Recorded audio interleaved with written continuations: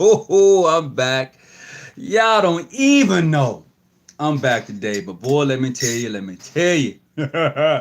First of all, I'm gonna send a big shout out to my frat. Beta Psi Phi's in the house tonight. But anyway, just want to send that shout out. Also, I want to send a shout out to all of those who participated in the MLK Day Parade, to the Grand Lodges and Grand Chapters that was able to participate. Here's to you. To Abraham Grand Lodge out of Texas, here's to you.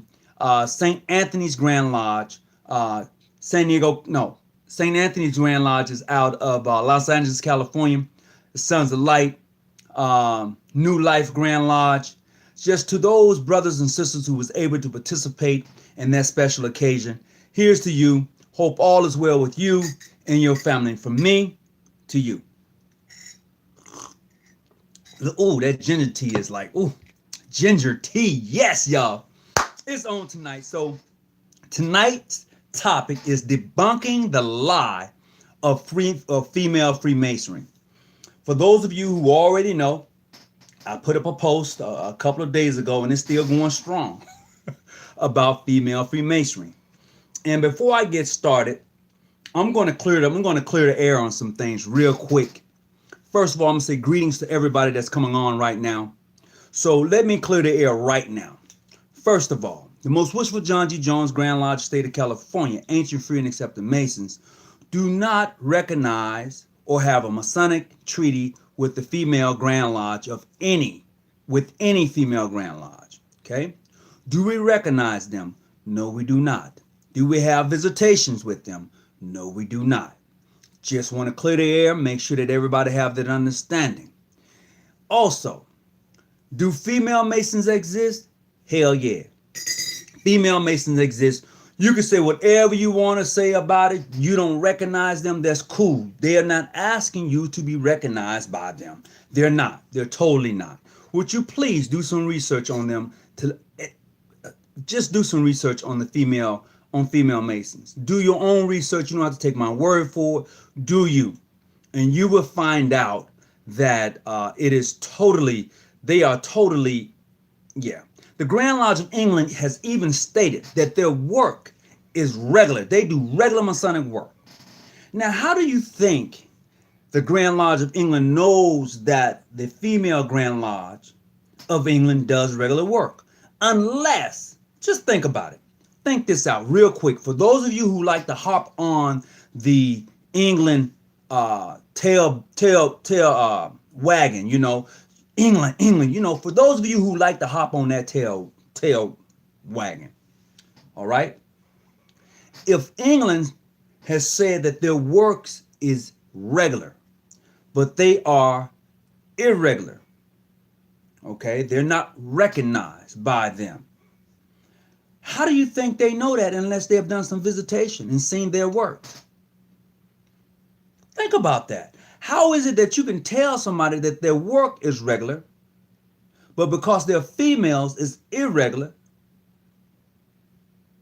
unless you've already done your research, unless you've already visited and seen how they do their work? I'm just saying, unless you have been there to see the work, how can you say that is irregular or regular? Unless you've seen it. Just think on that just for a minute, brothers and sisters who are here.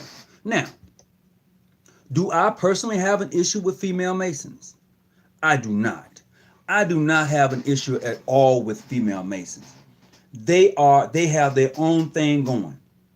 I've done some more research on them. There are two sets of female Masons. They did just like the men's. They split. Even the females. Hey, the female Masons had a split.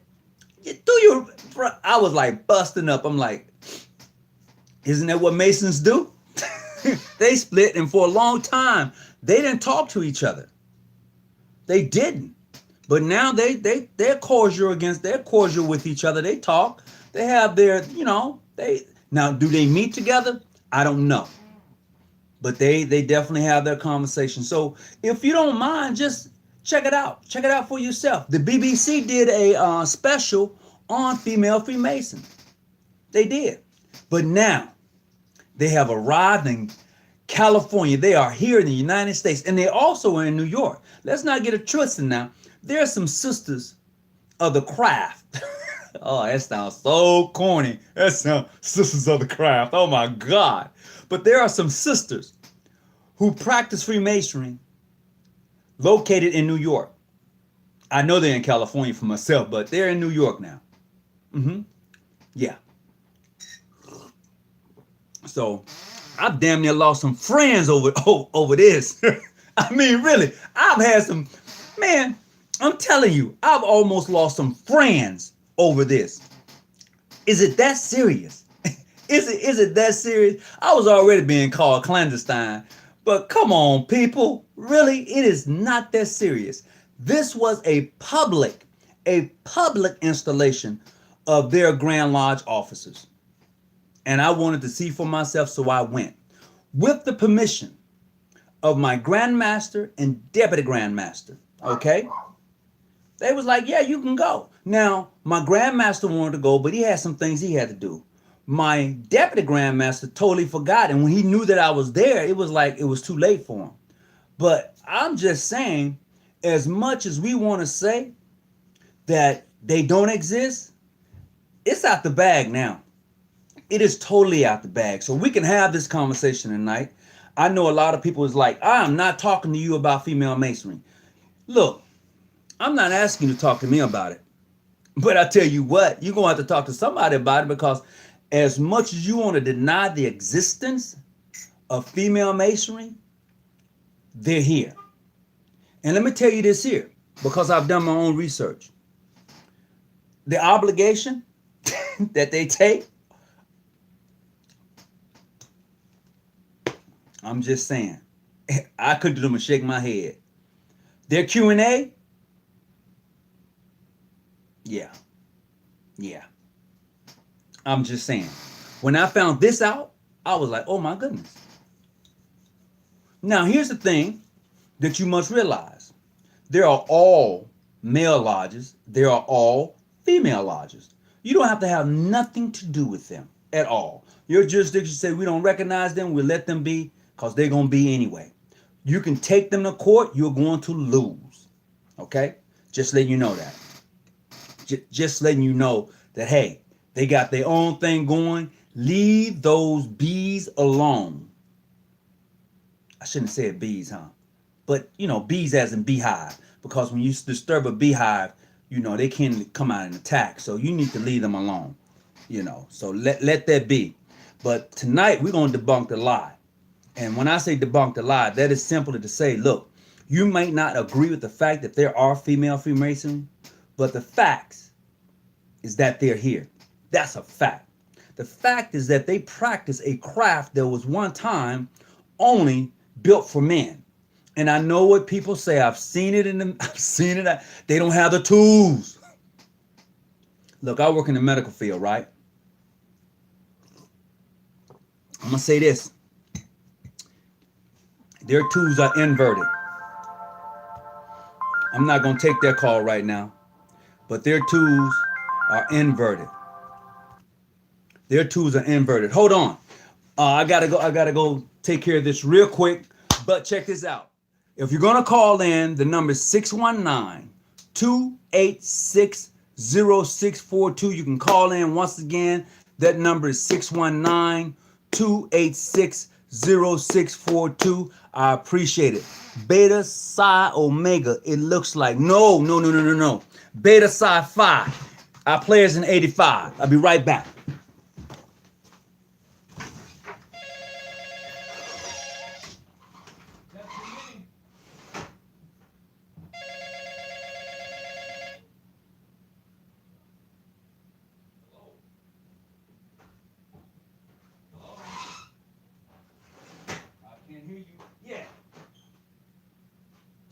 Let me call you right back. I had to delete that call. I'll call you right back. Give me a few minutes. Okay. So look, I'm back. I know you heard me talking. I had to take care of something real quick. But look, so if you're going to call in tonight, that number is going to be 619-286-0642. I'm waiting on your phone call, so go ahead, blow it up. I can let you know exactly what took place, how it went down, and everything. So I would also encourage you to look up what the Grand Lodge of England has said in regards to um, female masonry. I want you to look that up. Ever ask a white mason why he's going east? Oh, that's right. For those brothers of the craft who are here tonight, the question was asked, have you ever asked a white mason why they're going east? Have you? And another thing, you need to, when you see one, why they don't wear Masonic jewelry or emblems and things like that like we do. See, we got the jackets, we got the caps, we got the rings. Black Masons, period. I don't care what you are. Modern Free, International, Universal, Ancient Free, what else? PHO, PHA. We go all out. It's just in our nature. However, ask a white Mason why he doesn't wear all that. You'll be curious. Be surprised of his answer too. But it seems to me that since I posted that picture the other day, the whole world has gone crazy. PHA being sovereign doesn't have to do with England. What does? Well, that's true. You're absolutely right, New Era King. You're absolutely right. Prince Hall is sovereign. They don't have to do what England do. But I tell you this, brother. Here's the kicker. In the next 5 years, when the Grand Lodge of England decides to recognize female Freemasons, the question is going to remain, will PHA follow suit, or are they willing to lose recognition by the Grand Lodge of England? How important is that? Is that important that you maintain that status with the Grand Lodge of England? I'm asking my Prince Hall brothers that. Because when it goes down, and it's going to go down, what you going to do when they come for you? I'm just saying.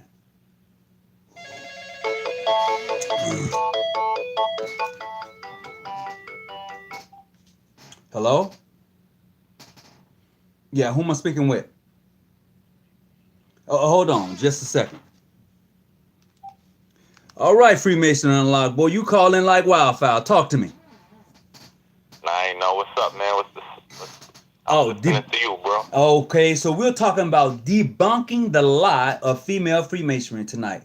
We want to debunk the lie. The mere fact that they are here, the mere fact that they are practicing what we would consider sacred amongst the male craft in Freemasonry. What I've learned since yesterday is that the works that they do is considered regular by the Grand Lodge of England, but they're considered irregular, not clandestine. The Grand Lodge of England never have called the female Masons clandestine. And if I'm wrong, will somebody please pull it up or post it for me? Because what I've read is that their works is regular, but they are considered irregular. That is the words that I've been reading in regards to the Grand Lodge of England. Do you have anything you need to add to that or take away from that?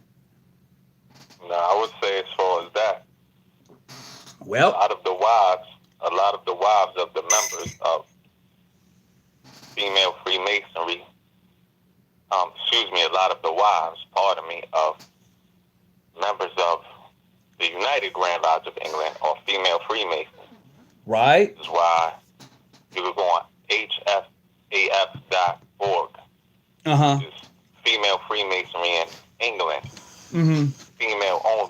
The female only Grand Lodge. Right.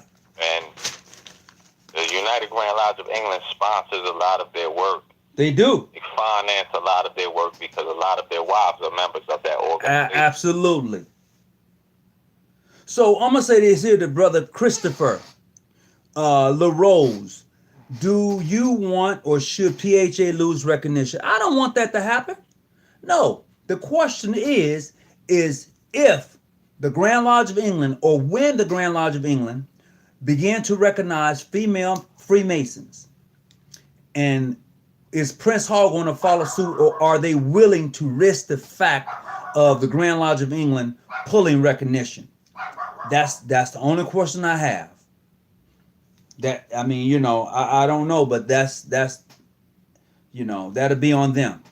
Now, if they choose to follow suit, that's on them.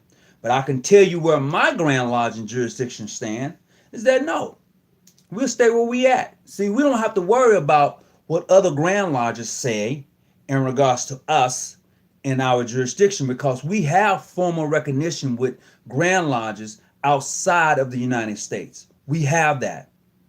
So I know specifically that the Grand Lodge of Ancient Free and Accepted Mason John G. Jones, we have Masonic amity with 12 foreign jurisdictions, and there are 5 Grand Lodges in the United States that we deal with as far as that is concerned. I know I have the paperwork, but that's neither here nor there.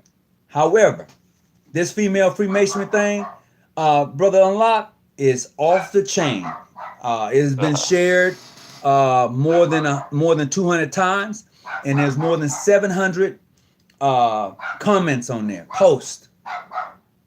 So it's something to think about. I mean, where do we go from here? That would be my question. Where do we go from here? It's out the box. Now, I don't know what the big deal is as far as, brothers getting upset at me because, my thing is that I went to be an observant. And the mere fact that a lot of brothers coming at me like, you shouldn't have gone, you've broken your oath. Brother, you don't even recognize me as a Mason. I can't come visit your lodge, but you upset at me. I couldn't get that, I just couldn't grab it. I'm gonna strangle my dog in a minute. I'm telling you, he's racking up, but go ahead. Yeah, as far as the female Freemasonry thing, that's understood because everybody, for the most part, that is not part of female Freemasonry, they took that obligation. Like me, myself, when I originally took my obligation as Black Ancient Free and Accepted Mason, Job Lodge number 7, most worshipful mystic Thai Grand Lodge of New York. I took the same obligation, man, which is a woman, you should never. Yeah, I know. We know the obligation. We know the obligation. Right, so, yeah, no doubt about it. So I just took that as what it was. But I said in my Masonic journey, I started to meet, different Freemasons from different Masonic organizations, and I started to ask the question, like, okay, why not? Well, why? Here's another question. Yeah. Brother 10, I think is 1120 sound. Let's be optimistic. Let alone they recognize women over black men. Whoa, that's deep. Right. Yeah, this is why I said that's deep. This is no, and this is no disrespect to anybody. This is why I said with the what is the channel, Masonic Roundtable. Yes. I respect those brothers, but they did an episode, right? They did 2 episodes. They did one episode on Les Man, right? Which is, in America, it's not the biggest Masonic, co-Masonic organization anymore. Like, they're the biggest co-Masonic organization globally. And they did a second episode on Universal Co-Masonry, which is run by brothers and sisters who I deal with regularly, right? The president of Universal Co-Masonry is Brother Matthias Comsier. That's my brother right there. Love him to death. But he was on second episode that the Masonic Roundtable did, dealing with co-masonry. And Sister Karen Kidd was on the episode also. Now, they're on the episode. They're being interviewed. You could look it up. Right? Masonic Roundtable, just look up co-masonry. It's 2 episodes they did. And they spoke, members of, a member of Les Humane, one episode, and the second episode, 2 members of Universal Co-Masonry. Now, when they say that, we're not going to speak with Brother Tony Muhammad. That's stupid. Why would that be? You just had an episode, 2 episodes with co-masons. It tells you a lot. Right. Check it. Look. Check it. Look. Wait, real quick. Go ahead. Who are Caucasians, right? Mm-hmm. But you won't let on your show because y'all are supposedly regular Masons, right? Uh-huh. Mainstream Masons. Mm-hmm. So you'll let on your show, which you won't let. Well, You'll let a Prince Hall Mason, PHA rather, which is Brother John Harrison, on your show. Uh-huh. But you won't let a Black Ancient Free and Accepted Mason on your show. And you won't let a Prince Hall Origin, PHO brother on your show. Right. How come? Mm-hmm. Why not? Mm-hmm. The only reason I can think of is that there's a lot of racism going on in mainstream Masonry. And it's not a speculation. This is a fact, man. Mm-hmm. It is. There is. You know, there is a lot of racism going on. So, because I'm speaking about that channel and mainstream Masonry in general. Mm-hmm. You don't recognize, allegedly, women, but you will converse with. Brother Chris, Freemason. Mm-hmm. Go ahead. Freemason. Women Freemasons on your show, but you won't converse with what you claim to be clandestine Black Masons on your show. That's funny. Well, you know, it's funny, but it's expected. It's funny, but it's expected. And I'm going to tell you why it's expected.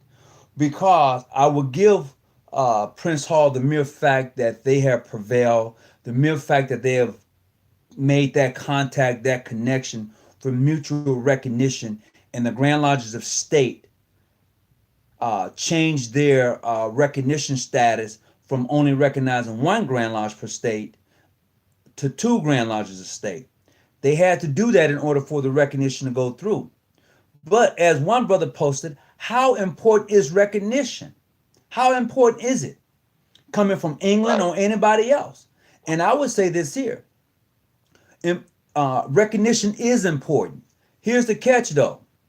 I want to have recognition where I am celebrated and not tolerated, meaning that when I have recognition with you, I don't have to be all stiff when I go to your lodge meeting. I'm welcome.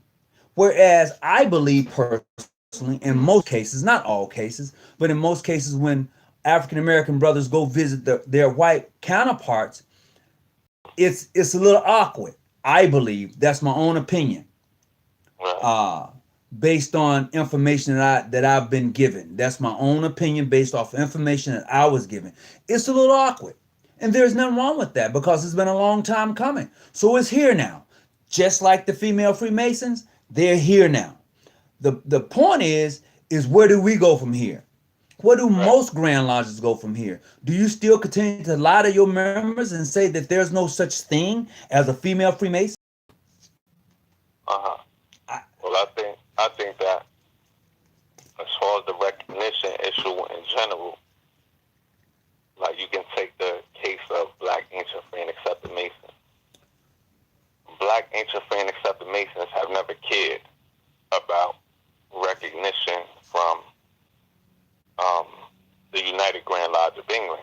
They've never cared. And the reason is that if you know you're a Mason, you're a Mason. Right. Prince Affiliation, the organization, I'm not speaking about the individual brothers in the organization, I'm talking about the organization itself. They have cared a whole lot about being recognized by the United Grand Lodge of England and mainstream Masonry. Okay. They've always cared about that. That has been their thing. Like, yes, we're recognized. Yes. Praise to God, we're recognized by the United Grand Lodge of England. So okay. They make a big thing about that. So as far as co-masonry has never cared in the same way that Black Ancient Free and Accepted Masons have never cared. Why? Well, I'm gonna share this with you. 1120 Sound, 1120 Sound stated something that's very factual in a sense. He said we are divided as both fronts, from the marrow to the, I guess from the marrow, I want to say marrow to the bone, you know. Uh, he's right to a point. Let me tell you why he's right to a point. Because I don't look at it from a people's point of view, because we're such a diverse people. But for a lot of us, including myself, this is something that happened to me that was very unique the other day. I'm headed to the post office. I see an African American older lady who I thought I knew. I walked up to her and I started having a conversation with her like I knew her. And we talked back and I said, it's been a long time, sir. I mean, no disrespect. I know you. I'm like, what? I was taken aback. So I went to explain to her. She's like, no, I don't work there. I was like, wow. But she said, I did enjoy the hug. Thank you. Blessings to you. Have a great day. So I can't put all of us in a box and say that we're not united on certain fronts. I can't do that. But I will say that in cases to where we really need each other, that's where we need to be united at. We all got our own independent views of things, but I believe that when it comes down to it, we do have to show some unity somewhere. We do have to set aside our differences to unite. Because if I'm ever caught in a parking lot, and I'm gonna use this for a prime example. If I'm caught in a parking lot, and it's I'm with my brother Masons from any jurisdiction, and some other people run up on me. And if you don't have my back at the time, then we was never friends. We was never road guys. At that time, I expect for you to step up. That's being united. Now, as far as this Freemasonry thing is concerned, it is what it is. So I just wanted to throw that in. But go ahead. Right. So recognition, man. That's a thing in and of itself. So, like with Black Ancient Phoenix at the Masons, Black Ancient Phoenix at the Masons are worldwide. This is a sure fact. So, for those who don't know, like myself, when I came into Black Ancient Phoenix at the Masonry about 15 years ago, initially, I didn't even know about different Masonic organizations. Right. There was a member of my lodge who was saying that at this time, I'm talking about 2006 or less, he was like, oh, I'm probably about to go into Prince Hall. And I'm like, what the hell is Prince Hall? Like, what is that? Right. I didn't know what that was. So, Black Ancient Phoenix at the Masonry is worldwide. If you know and you're into Freemasonry, you study, you'll know that. So, well, okay. So the traveling man, greetings, traveling man. How you doing, there, bruh? Glad to have you on. That's from me to you. Your post, you said you can't place a label on racism on anyone who doesn't recognize Black Mason because they have issues with PHA. It isn't about race. It's simply about legitimacy of origin. I'm going to agree to disagree only because, let me point some things out. If you can have a female Freemason on your show, who we all consider to be clandestine or irregular, however you want to say it, we all are united on that front per se. But you can have her on your show. But you flip that, and you can't have a brother like myself on your show, says a lot about your show. I'm just saying, brother traveling man. So you can't tell me that something ain't quite right with that. It's either too much coffee or too much sugar or too much cream, but it's too much of something. You can't do that. This is what I would say on my end, like you say, brother Tony, that it reminds you of the plantation where the slave master will ask you, listen, man, you got paperwork see that paperwork. Oh, for sure. So that's a sure thing, man. So when they do those type of things, and I was telling a brother, traveling man, very educated, bro. He's a real Freemason for sure. In that episode dealing with Brother John Hairston, right? Where he put out his book, Landmarks of Our Fathers. There was a brother on the show, and anybody could look it up. Watch the show. There was one of the brothers on the forum, right? On the live stream forum, who he was putting up a sign. Like, oh, I saw that. They're clandestine. The sign that he was putting up was hashtag about Prince Hall. Yep, he did. He put it up. But so what he was doing was celebrating, like, yeah, man, Prince Hall's clandestine, man. Like Prince Hall, this dude was clandestine, according to their point of view. So again, you have to own your own. Like co-masonry, we don't care about the United Grand Lodge of England. Right. This is why we never go to them like, recognize us, please. We don't care, man. You know how many lodges we have in the world? Yeah. A bunch. We're recognized by our own merit. Yeah, we don't care about the United Grand Lodge of England at all. They mean nothing to us as far as their organization. Nothing. Wait a minute. So, pardon me just a second there, bro. So, Traveling Man posted again. So, the Brothers of the Masonic Roundtable acknowledge the legitimacy of PHA Mason and women in Freemasonry. They just, they just don't recognize the legitimacy of the origin of International Modern Free John G. Jones of PHO. Crazy. You not? Wait a minute. Check it. Go ahead. Go ahead. As far as like Black Ancient Phoenix at the Masons, which is John G. Jones' lineage, right? Go ahead. Yeah. John G. Jones was a Prince Hall Mason. Yeah. Undisputable, man. Prince Hall Mason. He just broke off. That's all. I'd like to know. Check it. The Black Ancient Phoenix at the Masons, John G. Jones lineage, they don't care. They have never cared. They have their own. They have their own. What do you call it? General Graham. Here's another part. Care. What I would like to know, and I'm gonna actually call and ask the question to the female Freemasons. Who gave your lodges? No. Who gave your lodges their charter? Because a charter must be given to the lodges before they're able to form to a. My question would be to the female Freemasons. Who gave them their original charter for those lodges to then come together and formulate themselves into a Grand Lodge? What lineage did it come from? Because the Freemason Unlock is telling me, Freemason Unlock. Now we can deal with that. Even with co-masonry, right? Or female Freemasonry, whatever.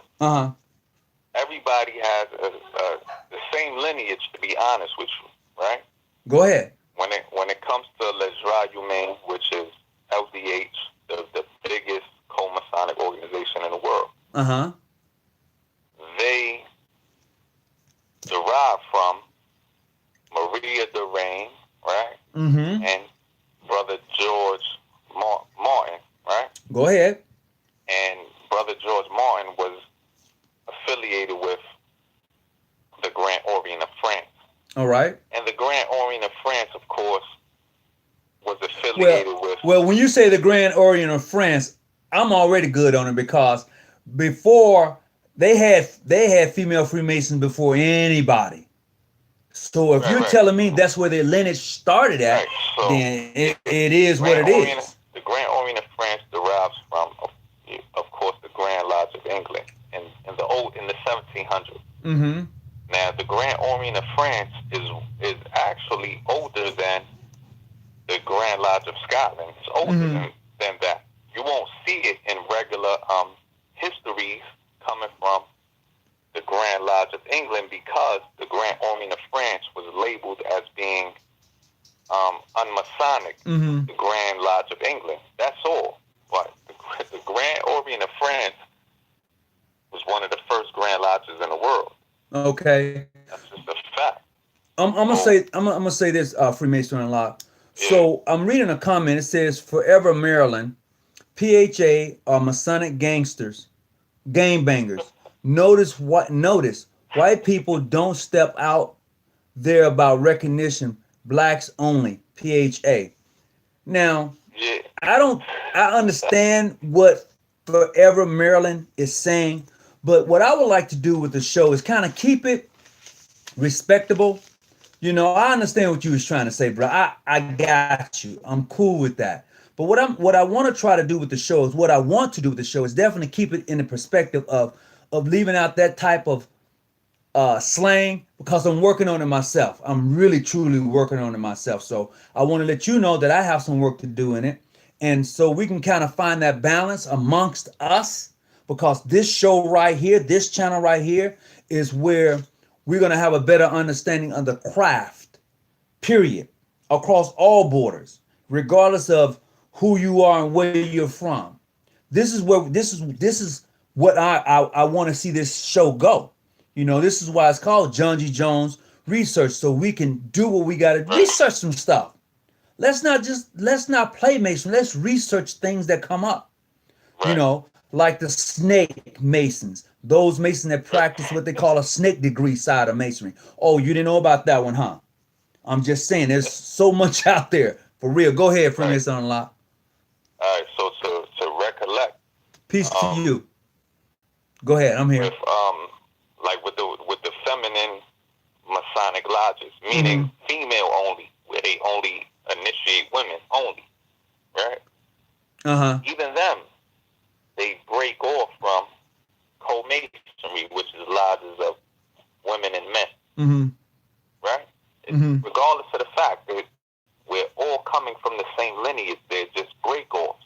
The same thing with John G. Jones Masonry. Yeah. John G. Jones was a past Grand Secretary of the Grand Lodge of Illinois Prince Hall affiliation. He was actually Deputy Grand Master. He had gotten all the way up to Deputy Grand Master.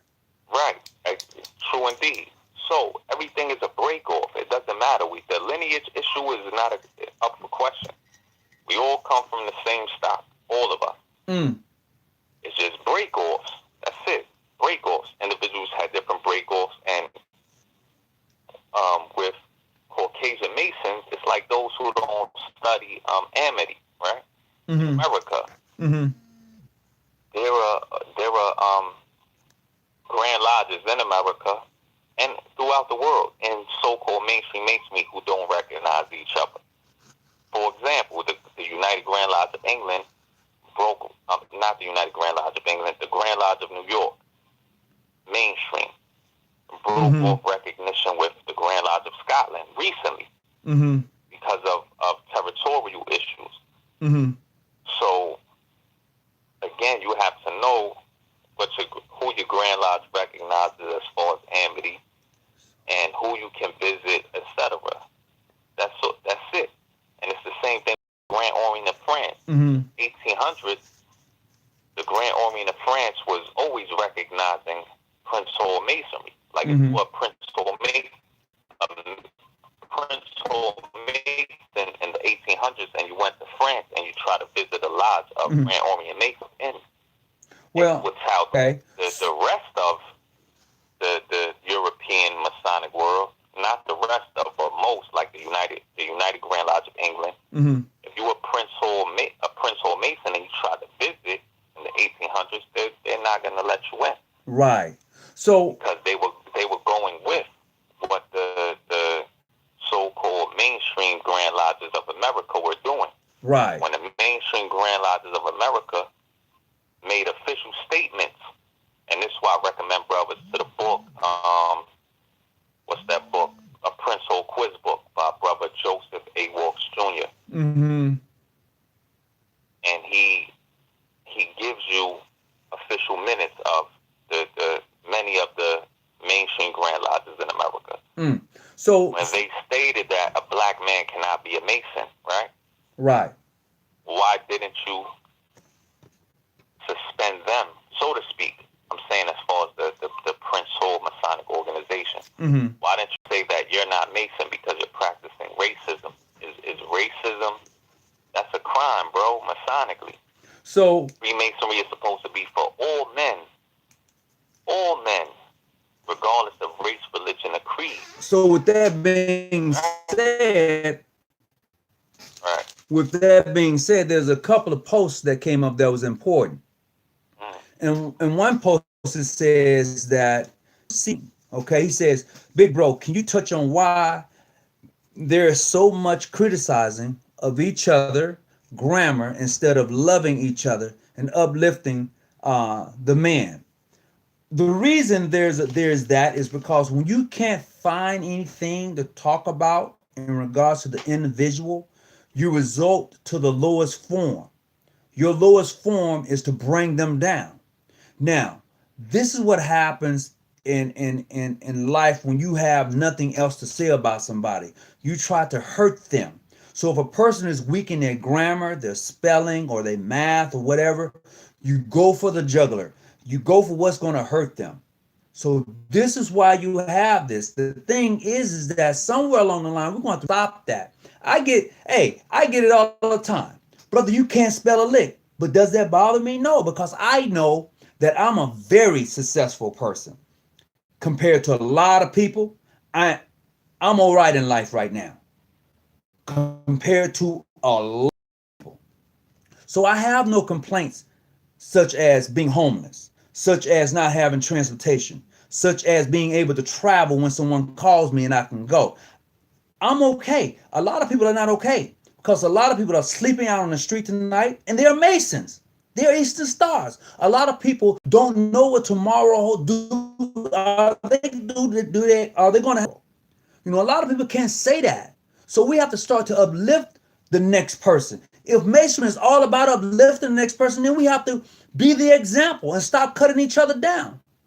And this is what happens when a person has nothing to say positive about the next person, be it black, white, or whatever color. Somewhere along the line, we're going to have to be civil toward each other to uplift each other. If not, then don't say anything.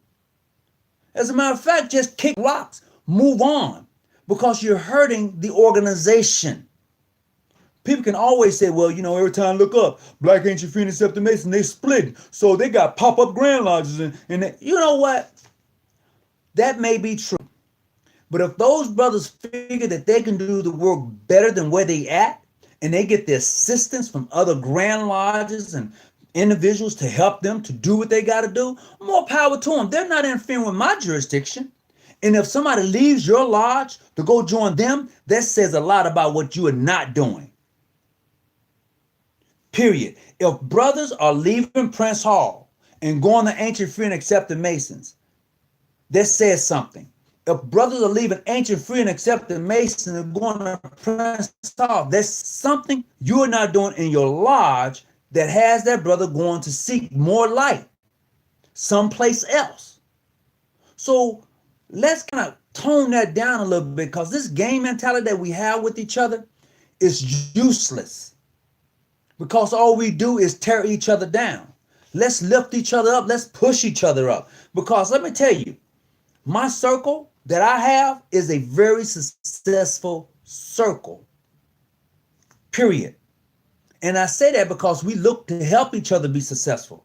What does it look like for me to have a car? You don't have a car, and I know you got to go to work, and I got 3 cars sitting out in front of my house. You, my brother, I'm supposed to be able to trust you. So yes, here's the keys to my car, because I got 3. Take one, go to work, bring it back, and put some gas in. I'm not asking you to pay the insurance on a car. Take care of the damn car. That's all I want you to do, and go to work and take care of your family.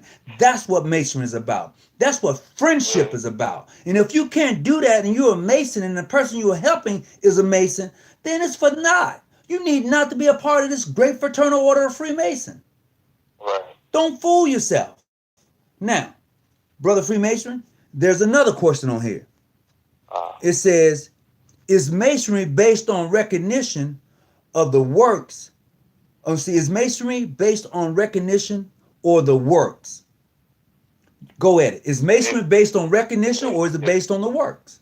It's based on the work. Just as you Masonic ritual teaches us that wherever you go throughout the world, you will find a brother. Mm-hmm. Right? That's right. That's what it teaches. So when you're building with a Freemason, when you're having discourse on our mysteries, you will recognize another Freemason. Right. But if you approach Freemasonry from a social club perspective, which is just, I'm a mix on our philosophy, which is your builders. When you meet another man who is a Mason, don't do that. Will they go to jail? And you relate to one another on our You gave it to him. teachings, you know that this is a brother. That's it. Now, don't get me wrong. You should be aware of whether or not an individual is in good standing, if an individual is up to his obligation. Hold on, just keep going. You keep going, brother Freemason Unlocked. All right, so you should be aware as to whether or not a brother is living up to his obligation. If he is a man of his word. Because we have a lot of individuals who don't live up to their word as a man. And if you see those characteristics in an individual that's claiming he is a Freemason, then you know to reject him. He is not living on the level. He's not living on the square. So, as simple as that. All right. So when we as brothers of the craft, I'm speaking to us. When we see each other coming, and one may have on the jewel of a Mason, and the point I'm trying to get across is that we should never defray from the respect of one who wears that jewelry or the jewel. The fact of the matter is, if you don't believe that person is worthy of wearing it, you need to try him. Doesn't it say that? Does it say try and see? I mean, we know what the Q&A say. And the funny thing is, everywhere. Say what now? Even the obligations universally. Yes. You should make sure that a brother is a Freemason through strict trial, through examination, or lawful information. So that's what it's about. But again, you have social clubs, styles of masonry in the world. If you come across individuals who try to represent masonry from that perspective, you're not going to get anything out of it. Those are individuals who they're trying to use the square and the compass as a way of building prestige for themselves. That's it. But if you come across a brother who is journeying in the craft, who understands the lessons, the teachings. Well, I'm reading something from Brother Lewis. Brother Lewis says that they have a white, I don't know who is they, but they said the white brother PHA is a past master. I guess he was on the Masonic round table.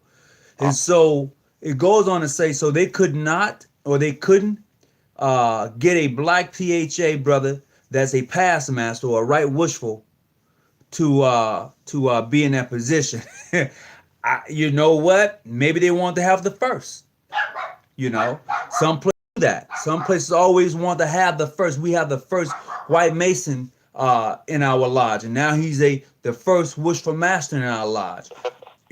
People want to have the first. I mean, let's come on now. Just 6 years ago, no, it's been a little bit longer now. I say about 14, 15 years ago, Grand Lodge of California had its first black member. Think of that.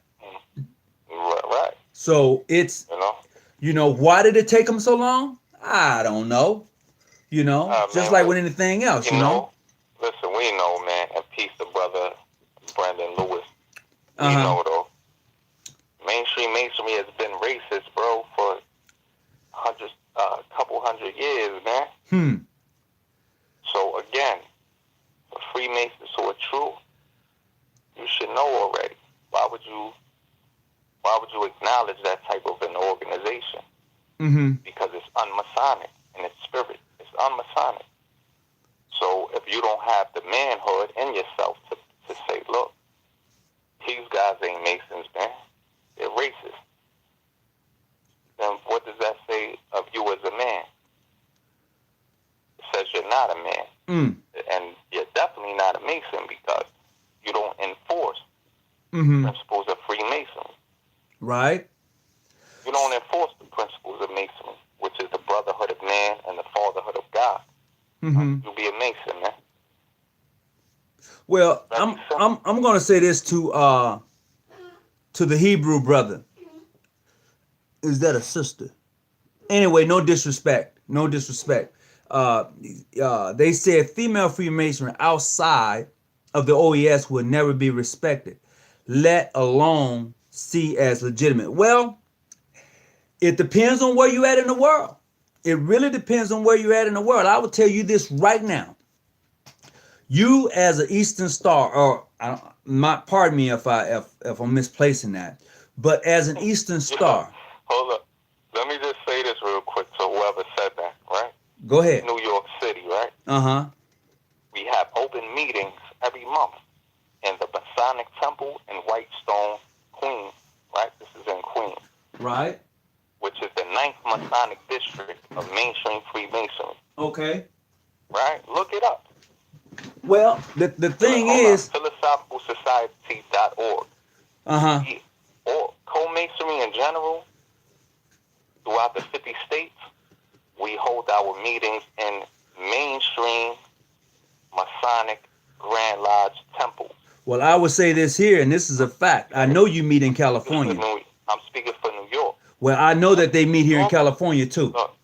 Yeah, whoever's in New York, come to the Masonic Temple in Whitestone, Queens, which is a mainstream Masonic temple. We hold our meetings every month. So we're not respected, allegedly. Why are the mainstream Masonic lodges letting us hold our meetings in their temples? Right. So I'm going back. I'm gonna go back to the individual in regards to female Freemasonry outside of the OES will never be respected. They are highly respected overseas. More respected than the female Freemason overseas are highly respected. Period. The OES can only go in the United States. If a sister decide to go travel as a member of the Order of the Eastern Star, all they got is the U.S. Now, if somebody want to prove me wrong, show me another grand chapter of the Order of the Eastern Star in any other country. Because even the United Grand Lodge of England has banned the OES in their jurisdiction. Well, but they haven't banned female Freemasonry. Right, yeah. So that's crazy. That's crazy. So again, man, these are individuals that, like I said, man, you got those kind of individuals. But as far as the United States of America, and I'm speaking from New York City's perspective, you know, co-masonry, Freemasonry for men and women, right? Out here, man, and we're deep. So if the mainstream allegedly doesn't respect us, why would we have our meetings in their temples? Let me tell you why. I'm gonna say this. Money moves everything around me. Yeah. I'll be right there in a minute. That's grandkids over tonight, man. They want to play. But anyway, money moves everything around me. And let me tell you why I say that. And it's because my lodge used to meet at the Masonic Hall in Mission Valley, California, out at the Scottish Rite Temple. Beautiful building. And as long as we paid for the meeting space, they took that money royally, and they would say, "Hey, how you doing, brother? You all right? Yeah, here's my rent for the building." "Oh, great. Thank you, brother. How's everything going? Yeah, how's your lodge doing?" "Oh, the lodge is doing well. Thank you. I appreciate it. When is the next meeting?" "Oh, every second Saturday." "Oh, great. Look forward to seeing you. Hey, bro, take care. How's the family?" They go through the whole routine. They do it out of respect because they, in my opinion, it's a respect for the craft, but money moves everything around me. I'm just saying. You give me the money and the membership, I guarantee you Grand Lodges Estate would begin to recognize ancient, free, and accepted Masons. Bar none. Yeah, absolutely. And just again, with Black Ancient, Free, and Accepted Masons, Black Ancient, Free, and Accepted Masons have been independent for the most part. Oh yeah, they are. They're Three of it. Black Ancient Free and Accepted Masons is one of the most independent bodies of Freemasonry walking the face of earth. Period. Right. Bar none. Yeah. I mean, so like even in New York City, man, if Black Ancient Free and Accepted Masons, which they don't have to do this because they have their own buildings in New York City. For example, if you go to Brooklyn, you have on Nostrand Avenue the Enoch Grand Lodge of Black Ancient Free and Accepted Masons. I'm familiar with Enoch. They have their own Masonic temple building, man. They bought the building decades ago. They have their own Masonic temple building in Bronx. We have the most worshipful Mount Nebo Grand Lodge of Black Ancient Free and Accepted Masons, which is under the original Congress of Black Free and Accepted Masons. John, they have their own building, own Masonic temple, man. So started free of the dogma. You are free from castration of the mind and soul. That's a very interesting point of view. That's a very interesting point of view. I think I know who that brother is. I think I know. Okay. If I'm not mistaken. Because I think I'm recommending him to your channel. Oh, okay. As far as the Grand Orient of France, when they put out that edict that atheists can be Masons, right? Right. This is in the late 1800s. All that they meant by that is those who are considered in the philosophical world, right? Those who are considered atheists in the philosophical world, their perspective is that they do not acknowledge a personal God.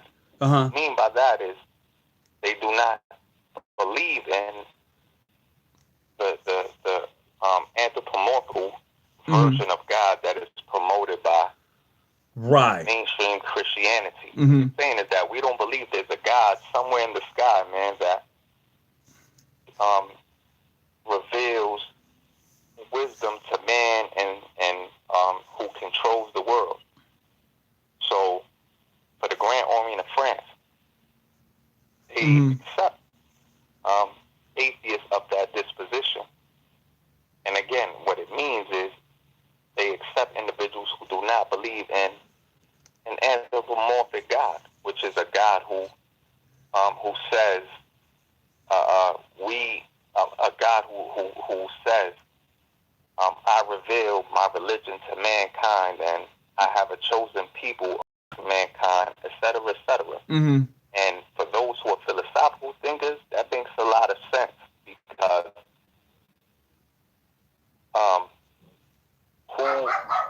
like if you look at church, right? Why organized religion, the mosque, anything. Why doesn't this personal God, right, that Orthodox religion believes in, why doesn't that personal God come down, right, from his throne and tell all of us, humanity, what his will is? And he doesn't. No personal God comes down and seconds the dogmas of organized religions. No personal God comes down from the heavens and does that. If a personal God existed who does that, I'm speaking of the idea of a personal God, we would have no problems with our religion. We would all be on the same page because God Almighty himself would come down and settle the matter. But a personal God does not do that. When you go to church, who speaks? A priest or a pastor. He tells you out of his own human mouth what God's will is. If you go to the mosque and man tells you what God's will is. Okay, so in looking at it from that point of view, I totally agree. I can see it from that point of view.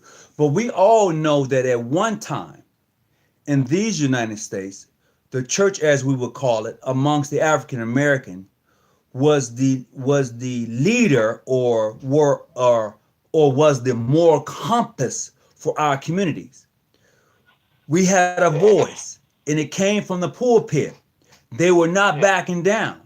But now we see that a lot of them have sold out, gone out, and just have went out. So that moral compass that said, hey, look, this is the right thing to do for us is no longer there. Now, granted, at one time we have always been an independent thinking people. But we've also been a tribal mispronouncing the word, tribal people. So in saying that, we must look at the mere fact that until we realize who we are individually in this thing we call America, knowing that collectively, we're all in the same boat. I don't care how much money you have or how much money you don't have. Collectively, this brown skin, be it male or female, Mexican or other, literally you're in the same boat unless you're a Jew. I'm just saying. Yeah. And maybe I shouldn't, but I'm looking at the facts, looking at what the facts are. No, even as far as the history of social work in America, and in the United States of America, the non-Caucasian community, and I'm a social worker. That's what I do for a living. Right. It's without a question that the was the primary political force of social change in America, right? The black church was like a mecca for those who wanted to make political change, to change things in this racist society of America. Then other movements came about, such as the Nation of Islam, which I would consider of the same stock as far as religious political movements, right? So yeah. Give me a few more minutes. So there's no doubt about it that a lot of that's granddaughter, man. She want to go play. Go ahead. In America was brought about through, the church. By church, I just mean religious organizations. I don't mean Christianity. Personally. Right. I mean, whether it's the Nation of Islam, the Black Baptist Church, and so on and so forth. So that goes without saying, right? I'm just saying as far as Freemasonry is concerned with the Grand Orient of France. Right. Their whole position was that you have those who are spiritual seekers or religious individuals, spiritual individuals who don't believe in a personal God. And those individuals are called atheists. Atheist means atheist, right? It refers to the Greek term for God in the New Testament, which is theos. So anytime you see the letter A before a word, it means non, right? Like atheist, it means we do not believe in the personal God of the Bible. Right. That's what atheist means. Okay. It doesn't mean that they think there's no creative force in the universe. Well, some do. Let's be honest. Now, what you're saying, I agree with up until the point that some don't believe that there's a creative force at all. Period. And that's how they view atheists. No doubt. And atheism. Right. So for those select few, which is a very small minority, those are the individuals that Anderson's Constitutions of the Freemasons refer to as being stupid atheists. That's what it says verbatim. Stupid atheists. So yes, we can agree upon that. But for the majority of those who call themselves atheists, all they're saying is that we don't believe in the theos of the Bible. We don't believe there's a personal God. Right. Because if there was a personal God, why doesn't he come down and stop the rape of children? Why doesn't he stop sex trafficking amongst children? So why doesn't he come down and stop the racism against blacks in America? Well, that's because this is what has been sold to us. Now, until you come out of that, you're going to forever be in that. you're going to ever believe what you believe, because this is what's been told. This is what's been sold. So the story has been sold and told, and all you did was suck it up. Now, once you become enlightened or illuminated, or the changes have been taken off your mind, then you must understand that whatever you're going to get it here, you're going to get it now. Period. I'm not waiting till I go somewhere to get a mansion or to have a home. I'm not waiting. Right. Okay. So I would say, as far as Freemasonry as a whole, the Masonic organization, our rituals, our teachings teach us that we ourselves are the Messiah that the rest of the world is looking for. And but this is why we're everybody ain't ready for that, though. Level. I mean, only a few are ready for what you just said. Only a few. Yeah, but I'm just saying Freemasonry, true Freemasonry. Well, but you got some brothers out there thinking they're practicing true Freemasonry. Yeah, the rituals are universal. I don't care what Masonic organization you claim to be a part of. You are raised from a dead level to the square to a living perpendicular. Okay. Right? You're raised from the dead. This is what the legend of Hiram of Death teaches us. You yourself, as a Masonic candidate, are raised from the dead. Right? Okay. This is what has to be done. So that gives us an illusion to the fact that the Jesus Christ that the majority of the world is looking for is you.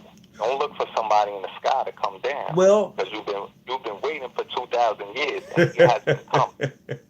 You yourself are that Messiah.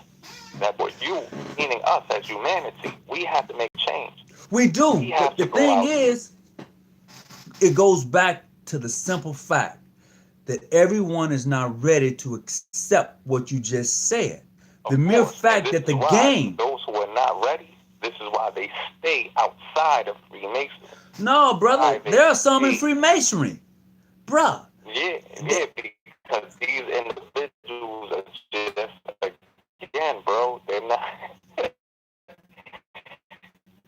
not real Masons, man. They're just guys who know they don't know what the ritual is. If they're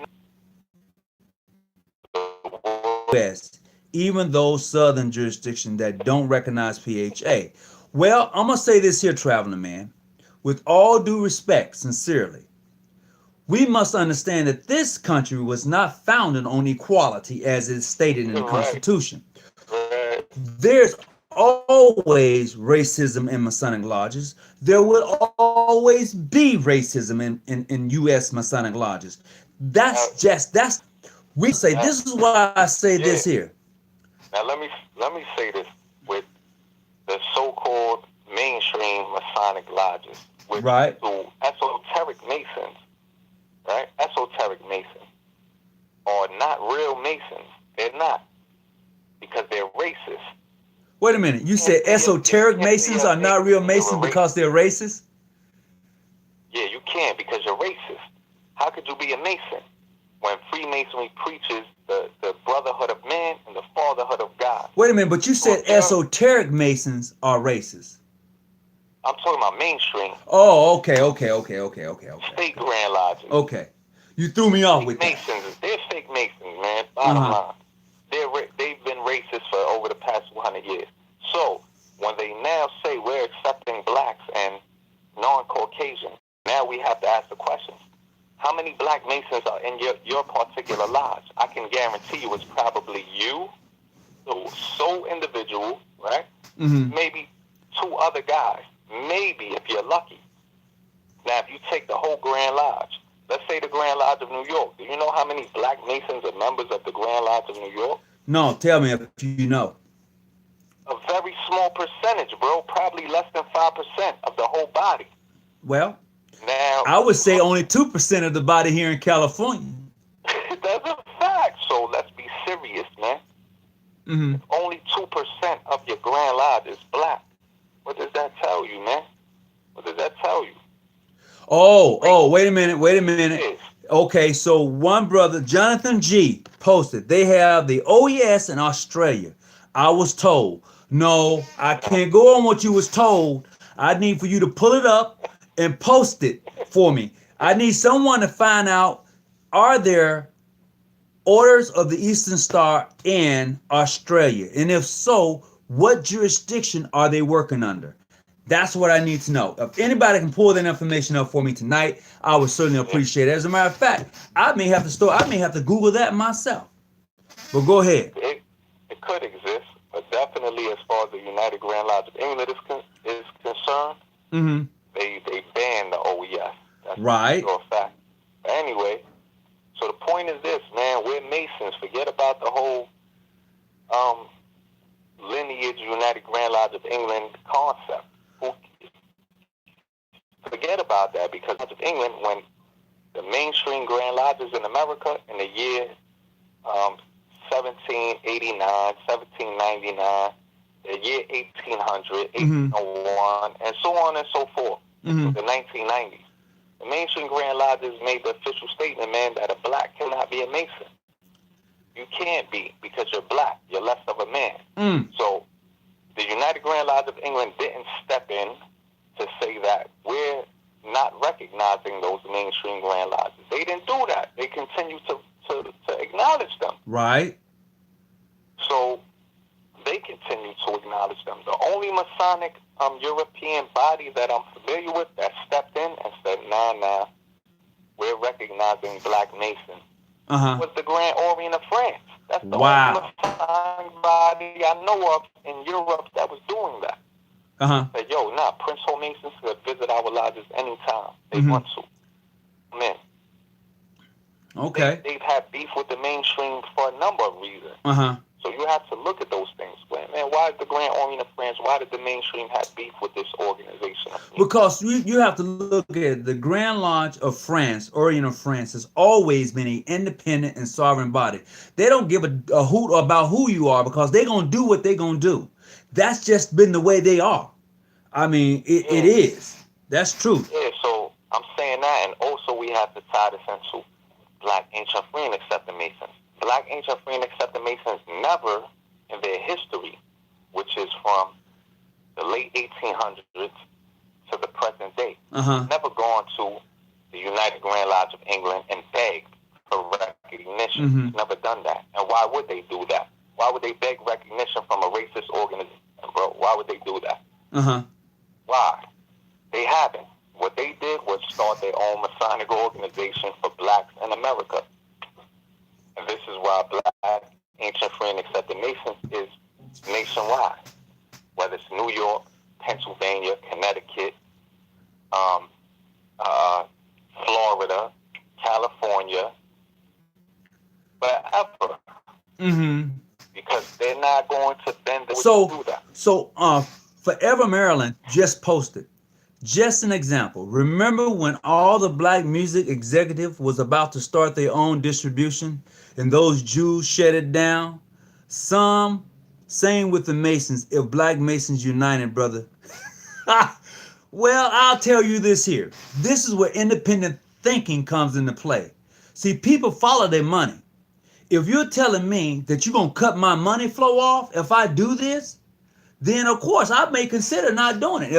If you said, okay, look, bro, if you unite, I'm cutting your money flow off. If you tell just one of them that, he or she is going to pull out. They're not going to deal with you because your money flow. They cut the money flow off. And this is what was happening at that time with the music executives who was going to unite and do their own distribution for music. The same thing Prince did. The only thing that Prince did, he said, forget about it. I will use and never do anything. Some shit ain't gonna roll with you. So that is what Black Ancient Free and Accepted Masons, for the most part, Prince Hall Freemasonry. No, I'm saying why, as far as the black community as a whole. You put this up in YouTube anyway. Well, I'm not disrespecting Prince Hall, but I'm saying that the difference between John G. Jones and Prince Hall is that Prince Hall, his main objective was to be recognized by the white man. That's what he did. He didn't stay independent. John G. Jones, when he broke off, he was like, I could care less, man, about what the white man is doing and none of that. I'm doing me. I'm spreading this Freemasonry through the black community. And with Prince Hall, this is a fact, man. This is why when he started his so-called clandestine lodge in the beginning, African lodge, right? Right. Which according to their rules was clandestine. I'm not saying it was clandestine. That's their rules. The white Masons, the racist white Masons, it was clandestine. What did he do? He went out and said, yo, let me try to get down with the Grand Lodge of England. That's what he tried to do. That was his biggest mission in life. Mm-hmm. And the same happened with his predecessors. Mm-hmm. Their biggest mission is, yo, master, please recognize us, man. Hold on. I want to see this conversation between Michael Smith and Brandon Lewis. He said, Brandon Lewis, you will always be a slave because you are easily forgiven or forgive. They neither forgive nor do they forget. That is one hell of a statement. And brother Brandon Lewis is I don't think he meant it. I don't think Michael Smith meant it that way. That's my personal opinion. I believe from reading this, he's saying for us as a people, when somebody hurts us, the first thing everybody else asks us is, do you forgive them? That's the first damn thing they say.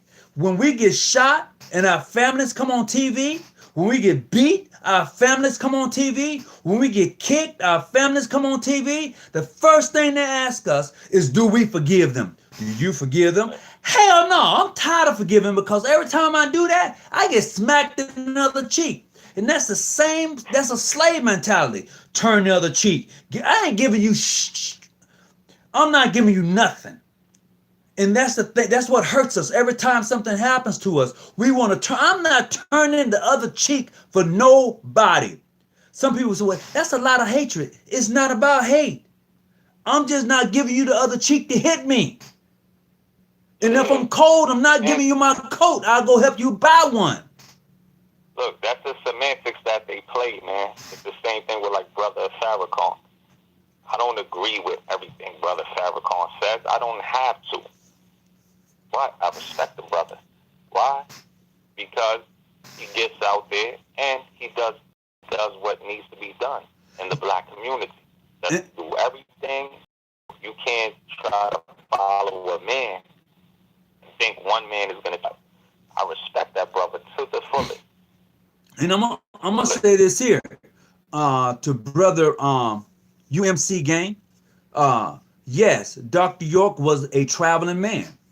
We can say whatever we want to say about Dr. York, and I believe from my understanding and what I've read and come across, he was set up. They offered him. They said, "Look, we gonna get you anyway. You might as well go and tell us what's really going on." Blah blah blah. He was doing too much there in Atlanta. And they couldn't take it. This black man is building pyramids. He's putting people to work. And they couldn't take it. He was using masonry to show the black man at that time, you could take this and make it work for you. Yeah. But hey, you know, the child molestation and all of that stuff. Look, man, they got him. They locked his ass up for a long time. And we all know that they're going to get us before they get anybody else. Look at Charlie Sheen. Come on now. We have to realize, look, we're not like everybody else. So stop thinking you're their equal. That's crazy, though, what you just mentioned about Charlie Sheen. That's crazy, bro. This guy is having sex with women knowing he's HIV positive. He's a white man.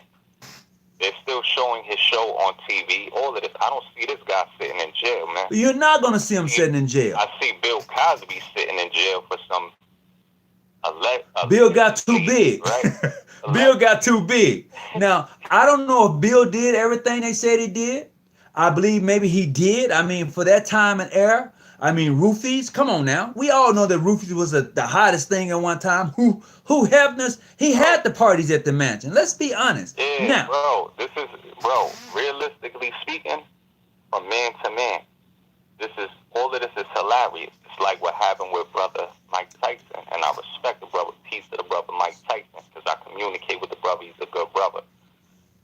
When individuals believe that, like Mike Tyson would really rape a woman, are you kidding me, bro? Women would would drop their panties for this guy. They were dropping their panties for him, and she dropped her panties for him that night, and she probably realized he was just too big and was talking about stop. And your drawers already down, I'm down here, you talking about stop. Come on, man. I'm just, it's all about the money. It's the same thing with the it's brother. no pun intended to any sister who's watching.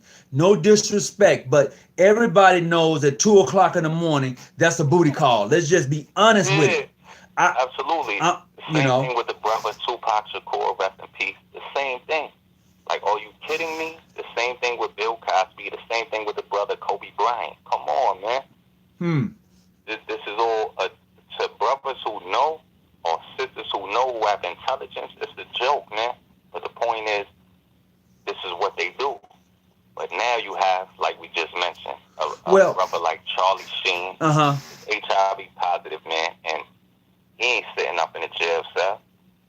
His show is still playing, you know what I'm saying? And he's having sex with numerous women knowing he's HIV positive. Come on now. So I'm gonna say this here for me, as a black man. Before I agree with anybody, I'm going to agree with my own. Now, some people say, well, what if he's lying? Until I find out that he's lying, I'm rolling with him. Now, when I find out that you hook wink me, then I'm gonna cut you loose. But before I do that, I'm rolling with you. That's me. I am pro-black. No disrespect, or somebody can say, well, Hawkins. No. I'm pro-black. I am pro-black, 100% unapologetic about it. So let's just be real.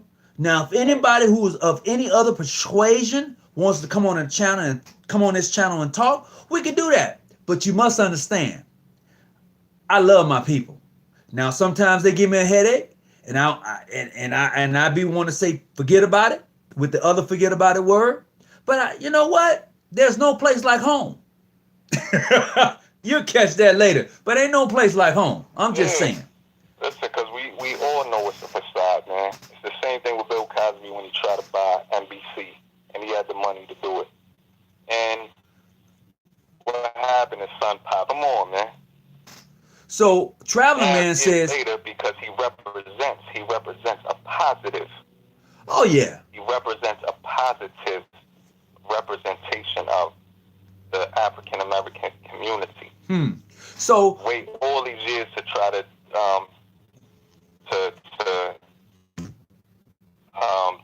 just do this man's name and his legacy dirty, like, you know, he's sleeping women, and come on, this is I'm gonna say this here. And I'm speaking specifically for me and not under my jurisdiction or any. I'm talking for me. Right. I am not going to throw any of my brothers and sisters away. I know that some of us can be foul, but I'm not throwing none of them away. I'm not throwing Farrakhan away. I'm not throwing Bill Cosby away. I'm not throwing R. Kelly away. I'm not throwing none of them away. Okay? Now, if I can help them to become better, I will do that. But I'm not throwing them away. We throw each other away every damn day. I'm tired of being thrown away. Of course. But again, it's all a facade, man. It's all a conspiracy, bro, to keep the black man down, bro. It's a fact. And it's the same thing like when we see in mainstream Freemasonry when they promote guys like George Washington. And George Washington is a guy that personally I don't respect as a Freemason at all, because he was a slave breeder, bro. Well, yeah, he was. I mean, it's just listen. There's nothing about this guy. There's nothing about this guy that is righteous, bro. Nothing. This guy was a straight racist slave breeder, bro. Well, he was a scum of the earth, bro. Straight up, as far as moral standards are concerned, he's a scum of the earth, man. And you have individuals who will still represent this guy, even black people that will say, yeah, George Washington, he was a good Freemason. No, he wasn't. And straight up. Well, I'm gonna say this here. I'm gonna say this here, because I see somebody posted, "Are all white people bad?" No, all white people ain't bad. But if you really want to show me where you stand, if you stand on the side of righteousness, and you are a white Mason or whatever you want to call yourself in this group, you're a sister of the Order of Eastern Star, you're a female Mason, I don't care. If you're going to stand on the side of righteousness, then when you see injustice happens to a group of people, then you must take flight. You must fight. You must fight for their rights just as much as they fight for anybody else's right. Because I would tell you this, anytime African Americans march, we fight for people's rights, they get the rights, and we have no rights. Anytime you can be black and walking down the street, they can pull you over and ask you where you're going. You have no rights. You know why? Because it's that slave thing. You know what I mean? Where your papers at, boy? Let's just be honest with it. You know, it is what it is. And I'm not afraid to face what I see every day, you know, because it has happened to me. You know, get pulled over. Oh, your tail light is out. Really? So you pulled me over because, yeah, all right. Okay, let's do this here real quick so I can go on about my business. You know, I want to get home. So you write me the ticket and I'll be on my business. I'll be on my way. You know, let's go. Keep going.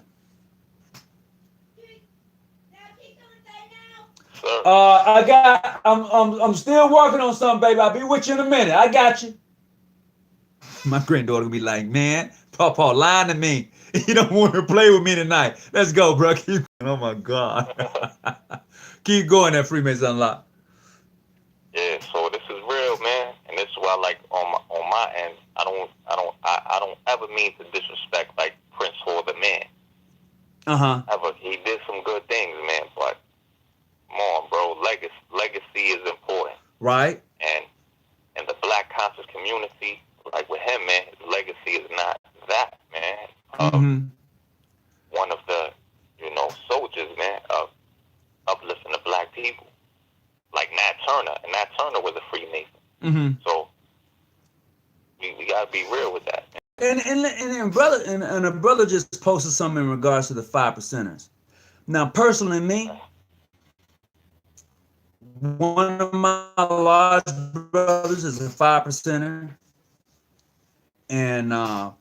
and he takes some stuff down. I'll be like, God, with that, and I'll be like, bruh, they have their own special way of information and knowledge, having you rethink some things and some ideas. And I've done that, but I can't speak on the 5%ers. I don't know a whole lot about them. Do you, Freemasonry Unlocked?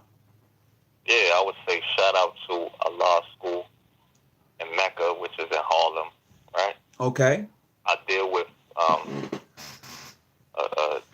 the individuals who run the school. Harlem. I deal with them. They're good friends of mine. Okay. And the unfortunate thing is that a lot of the 5%ers who don't really study their lessons are enemies to Freemasons. A lot of them don't like us. Why wouldn't Freemasons like 5%ers? Why? Because a lot of them, I'm not saying those who are educated in their teaching. A lot of them consider us to be 10%ers, what they call 10%ers. Bloodsuckers of the poor, those who conceal the knowledge of who the true and living God is, etc. So, for those who do know in the 5% nation, the 5% nation of God was a break-off of the Nation of Islam. It was founded by Clarence Smith, right? It was Clarence 13X of Muhammad Temple number 7, all of the Nation of Islam. Those who started the NOI, and some, I've given a lecture on this before, a really big lecture. A lot of individuals don't know that. Elijah Muhammad in particular, and Master Farrar Muhammad, they were dealing in Freemasonry. Yeah, that's true. They were. Absolutely. For those who study the brother Elijah Muhammad, you could read the book Secrets of Freemasonry, which he published. And he talks about the Shriners and Freemasonry in that book. And he talks about how he was a Freemason before he came into the Nation of Islam. And he took some of the same teachings from Freemasonry, incorporated that into Islam. Yeah. Just like your boy Joseph Smith did for the Mormons. Right, for the Mormons. Boom. Absolutely. Oh, y'all didn't know that Joseph Smith was a Mason? He added some of the same thing. Say what? It's crazy you mentioned that we're having a meeting. You finished your homework? Yo, you done? Oh, okay, all right, I got you. Yeah, just a minute, okay? My granddaughter's gonna hate y'all, bruh. She gonna hate y'all. Just a minute, okay? And it's crazy we're having a meeting in the Whitestone Temple. Oh, she heard yes. In February, and I think the second week of February. Mm-hmm. On that subject, how Joseph Smith, was influenced by Freemasonry, and how he was a Freemason, and how the Mormon religion has Masonic influences in it. But as far as the 5%, for those who know the lessons, you'll see in the Lost Found Muslim lesson number 1, number 2, you'll see how there were a lot of Masonic teachings alluded to in the lessons of the NOI and the Nation of God and Earth. Mm-hmm. For example, the 5%ers are taught that Muhammad makes the devil study 35 to 50 years before he could wear the holy universal flag of Islam, but he must add a sword to the upper part of the universal flag. And of course, for Freemasons, that we know that alludes to the Shriners emblem. Absolutely. Right, which is the star and the crescent with the sword part. So, again, these individuals like Master Farrar Muhammad, Elijah Muhammad, and Noble Drew Ali, the individuals study the lessons of the Morbid Science Temple of America. Hold on just a second. I just came across some. Brother Traveler, the Traveling Man stated, he said, Brother Lewis, show me a Masonic record from a regular jurisdiction that shows Dr. Malachi York as a member, and I will drop you $500 in your PayPal account right now. So I'm going to say this here. When you say regular, because my Grand Lodge is considered regular by the Grand Lodges across the pond that we have amity with, okay? Even though the Grand Lodge of England may not recognize my Grand Lodge, there's one that does. So if you're saying, when you say regular, are you specifically saying state Grand Lodges? Are you specifically saying that? Because, see, when you say regular, bruh, I'm considered regular to a whole lot of people. I'm just saying. And this is why it goes back to that, part of this episode that we dealt with, which is Brother Malachi York. Brother Malachi York was raised in a lodge under Enoch Grand Lodge of New York. See? Enoch Grand Lodge has been around for a long time, bruh. Yeah, now check it, which is in Brooklyn. Now, for brothers who want to look more into it, you could follow debates between Brother John Hairston and Brother, I think his name is Fahim. I forget his name, man. He's a Prince Hall Mason. I think I know who you're talking about, but go ahead. Fahim Knight, I believe his name is. Oh, yeah. Flaming Knight? Yeah, I think it's Fahim Knight, something like that. Yeah. He's out of North Carolina, I think. Right. He's a Prince Hall Mason in good standing. PHA, not PHO. Right. And, they had debates on those issues pertaining to Brother Malachi York. But Brother Malachi York, I'm from Brooklyn, so I know. Brother Malachi York, he was raised in the lodge under the Enoch Grand Lodge of Free and Accepted Mason. So he's a Mason. Was it mainstream or he wasn't PHA? That doesn't matter. I'm gonna wait a minute. I want to give a shout out real quick to Don 55. Don 55 from Mississippi. I want to say welcome. That's my home state now. I don't know what you know about Jackson State. I don't know what you know about Alcorn, the SWAC, but definitely want to send you a big shout out. So let's keep it rolling real quick. keep it going, bro. I just had to get a brother shout out from Mississippi. I had to give him a shout out. Go for it. Yeah, shout out to Mississippi. So, yeah, the brother though, he was a Freemason. He was just Black Angel and accepted Mason. He wasn't. He was a 4-letter Mason. He wasn't a 2-letter Mason. Malachi York. So that's that, man. And he put out. Everybody knows, like, he's put out dozens of books. And he wasn't the type of brother to play with as far as the debates. He wasn't the type of brother to play with. He's a genius, you know what I mean, by ordinary standards. But anyway, so back to the 5% issue. Okay, so the traveling man stated, "There's racism everywhere, but you can't put that label just on white men. I'm a Black Worshipful Master in a white jurisdiction, and I'm founding member of another lodge in my jurisdiction." That's cool. Right. That's great. And I respect the brother, but I would tell the brother, because I respect him highly. He's a very knowledgeable brother. But I would tell him that your particular lodge and your jurisdiction was racist for the past 200 years. It's in your minutes. The minutes of your Grand Lodge, read them. They'll tell you that a Black man cannot be a Mason. So whether you're the only or the first ever, or the 1 or 2 or 5 or 10 minority Black men part of your jurisdiction, let's be real, bro. You know what I mean? And for the most part, the majority of y'all join that because you want to hold the badge. You want to say, I'm recognized by the regular mainstream Masons. And that's the only reason why you join that lodge. Because if you didn't want that prestige, if you didn't want that recognition from the racist mainstream Masons, you would have joined Black Ancient and accepted Mason. Or joined PHA. I'm just saying. You would have gone PHA, but it's because you want to wear a badge that says, yeah, I'm recognized. I respect the brother. I'm not disrespecting the brother at all.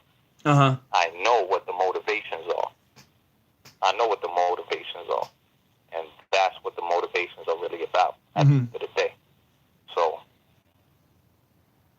Well, I tell you what, it's been great. We're at 1:39 with an hour and a half. I hope that you've enjoyed the conversation tonight. We've been all over the place. We went from female Freemasonry. We also touched on, because Dr. York was he was clearly the man. I mean, you know, they had to bring him down because he was just getting too big as far as what he was doing in Atlanta. We may have to touch upon that. I'm going to do some research on that.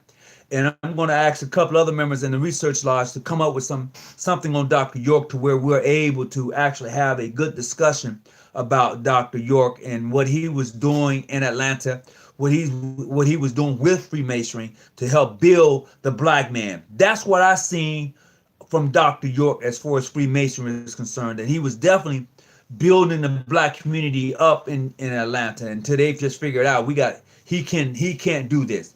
He's buying too much land. He's doing too much. We got to put him in his place. And that's what they did with those charges of child molestation and a whole lot of stuff. Wait a minute. Is racism in Prince Hall Freemasonry? I don't know if racism is. I don't know. I can't speak on it because I'm not a member. I'm on the outside looking in. Now, I think we could say, though, in all fairness, I think we can say that one credit of Prince Hall Masonry is that Prince Hall Masonry has never, overall, we're not saying in the few states, I think 9 states right now, that are not recognized by the mainstream.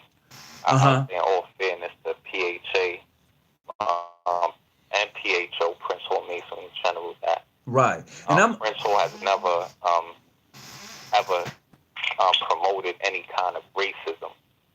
They have never, which is another reason why the PHA affiliation has sought recognition for so many decades, or they gain recognition from the mainstream racist, a white quote unquote Mason.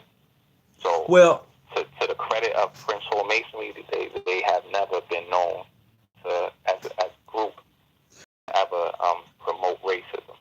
And I'm going to support something somebody just posted. I think that was 1120 Sound posted. Did most of us know that the Statue of Liberty was from France?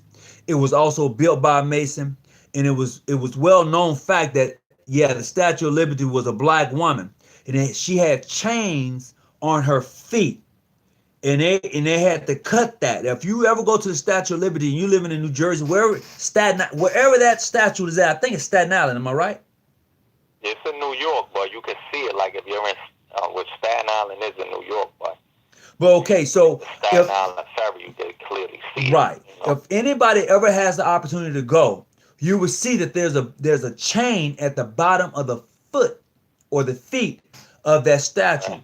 And it represents a black woman because that same statue is located, I want to say Africa.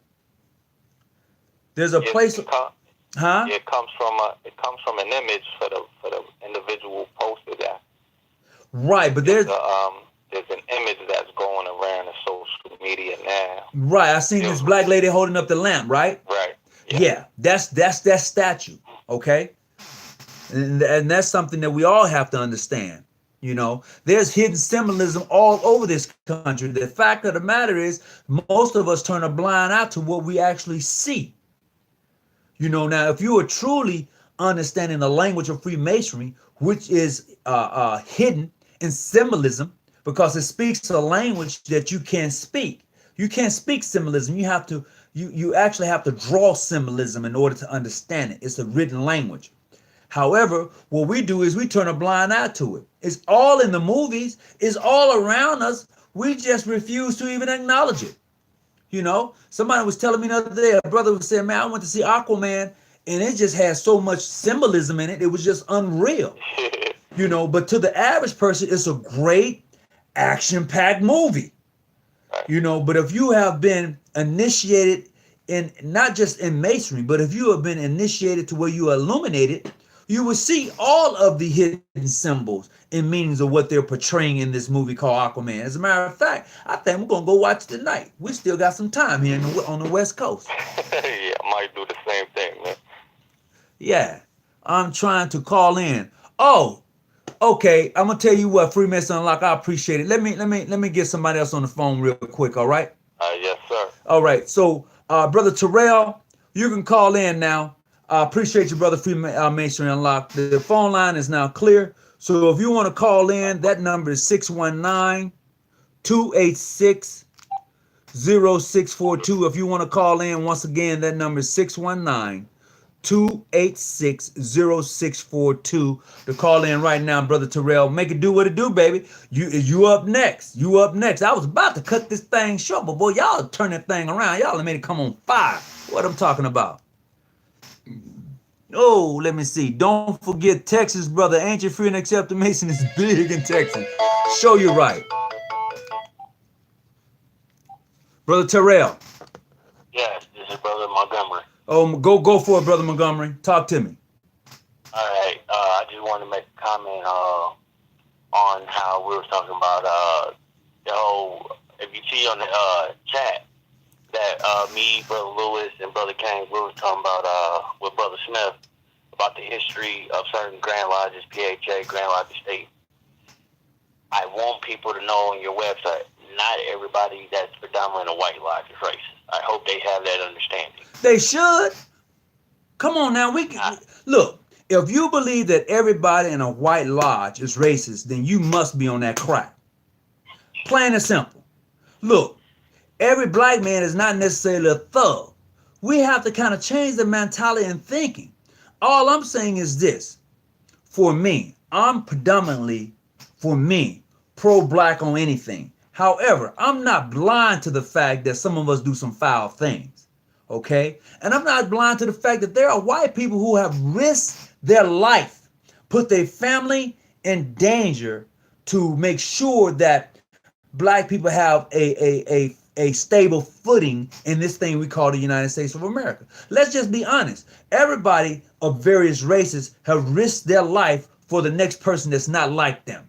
It's just the nature of the beast. But systematically, the system is what I think a lot of us is talking about. Not individually, but the system. So go ahead, Brother Montgomery. Okay, and like you said, the system, I get the system is broken. It's been broken for centuries. Right. But I want brothers to know, as a community, first of all, we need to come together first. We can't keep talking about the system broken if we don't even have unity within our own community. That's first and foremost, as a black man, black woman, then, and if you're a Mason or OES, you need to come together regardless of jurisdiction if we can.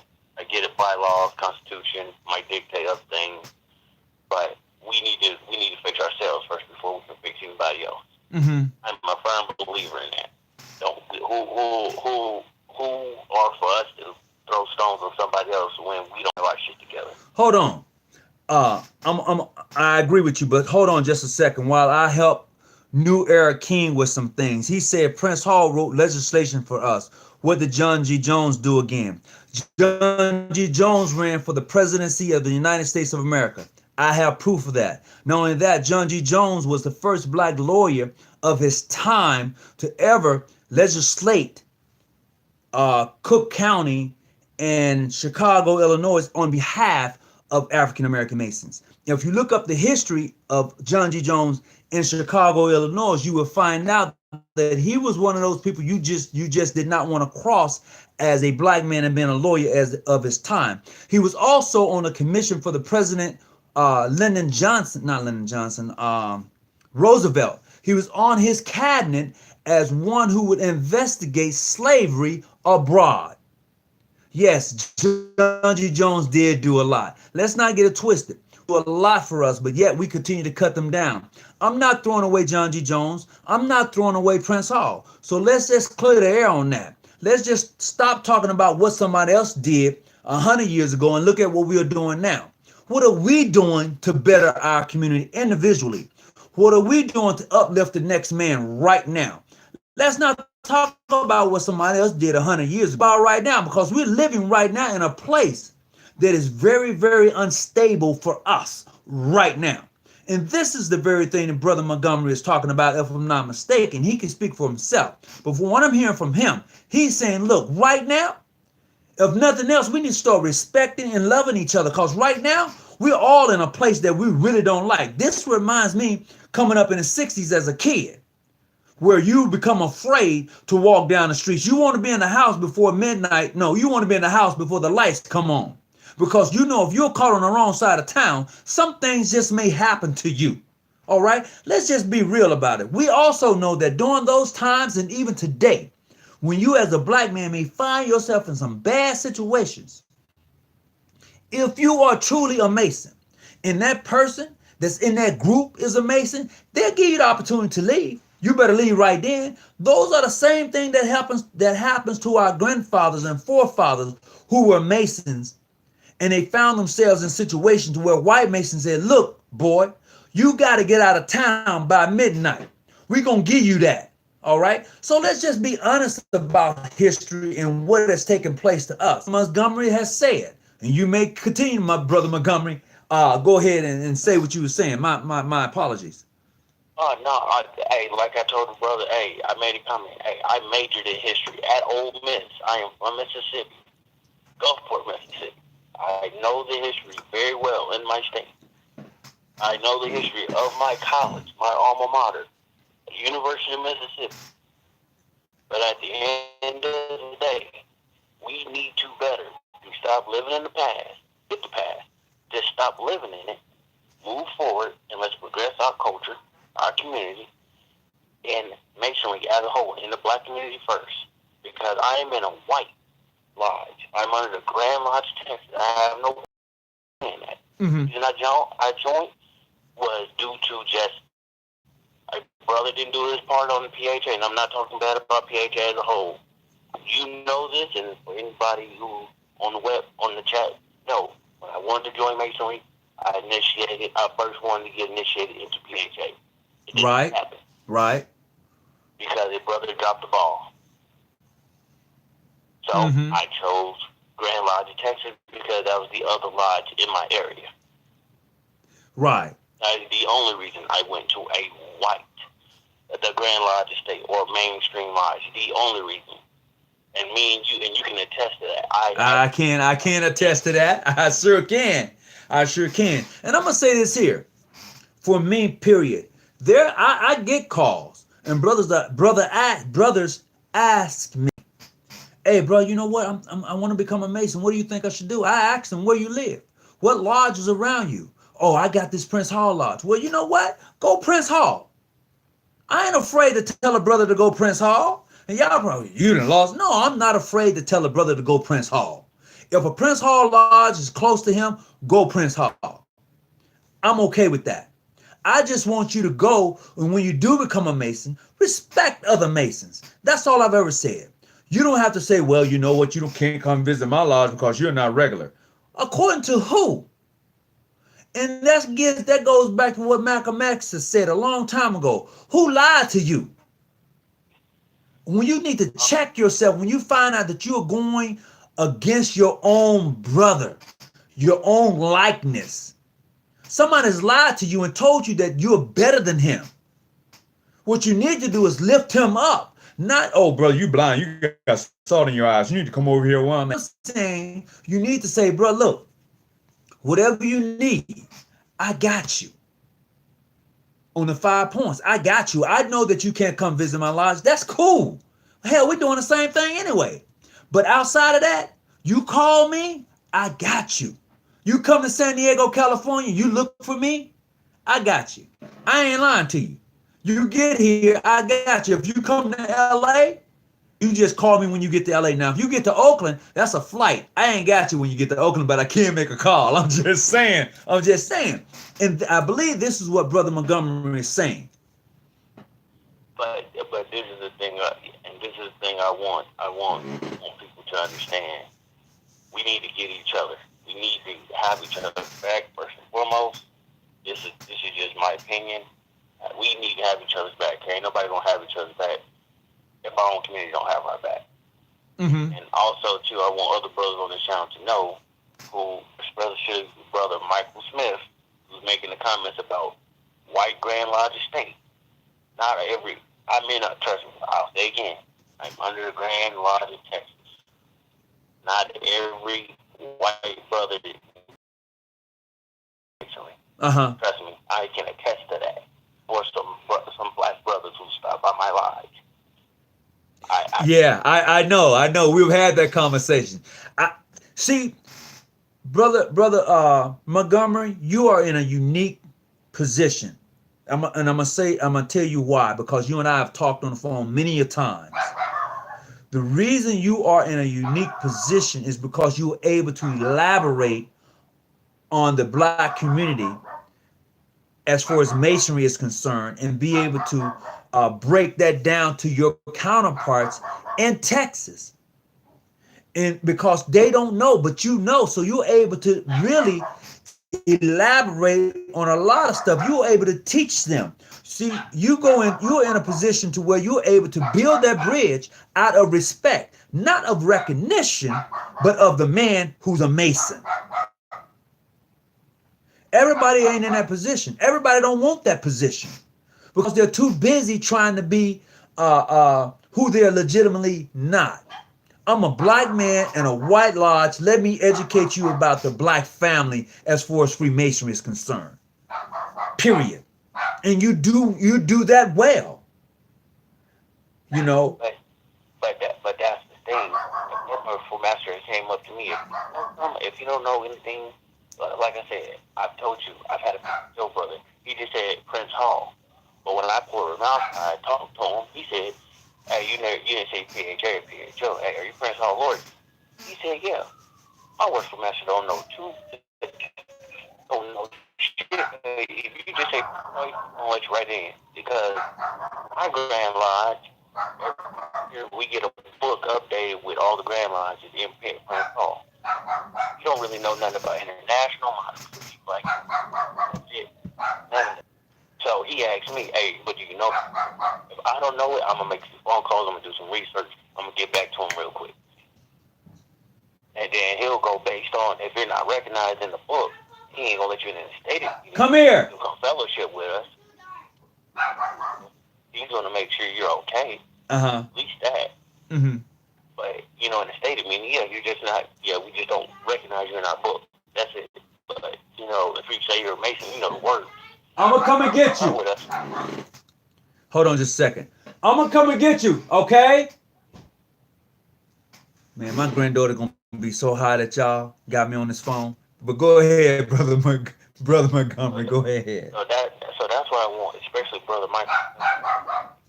Some of these white Masons don't know. They don't have a hatred bone in their body. They just don't know. And if you're like that in your life, educate them. Yep. Tell them. Educate them. Absolutely. Tell them. And guess what? A lot of them will be enlightened. Like, oh, okay, cool. All right. Hey, do you think we'll ever have recognition with them? You know? But see, here's the thing. And I'm going to say this here for me. Not speaking on behalf of my grandlines, but for me. It's all about the respect for the craft and for the individual versus jurisdictional. Because we've all had our experiences with Masons. And I will tell you this, I want to say, I think there was I got a text from a brother, and I'm gonna go back and check this text out. Now I want you guys to really check this out because it was deep. It was real deep. And I think that was from Brother Lewis the other night. Brother Lewis, this is what Brother Lewis hit me up with. Brother Lewis said, this happens today. This was yesterday. Brother Lewis said, this happens today. On my way to the march, I see this guy walking on the side of the highway. He had one of those cardboard boxes cut out with the word on them, with words on them. On the cardboard box, it was a square and compass.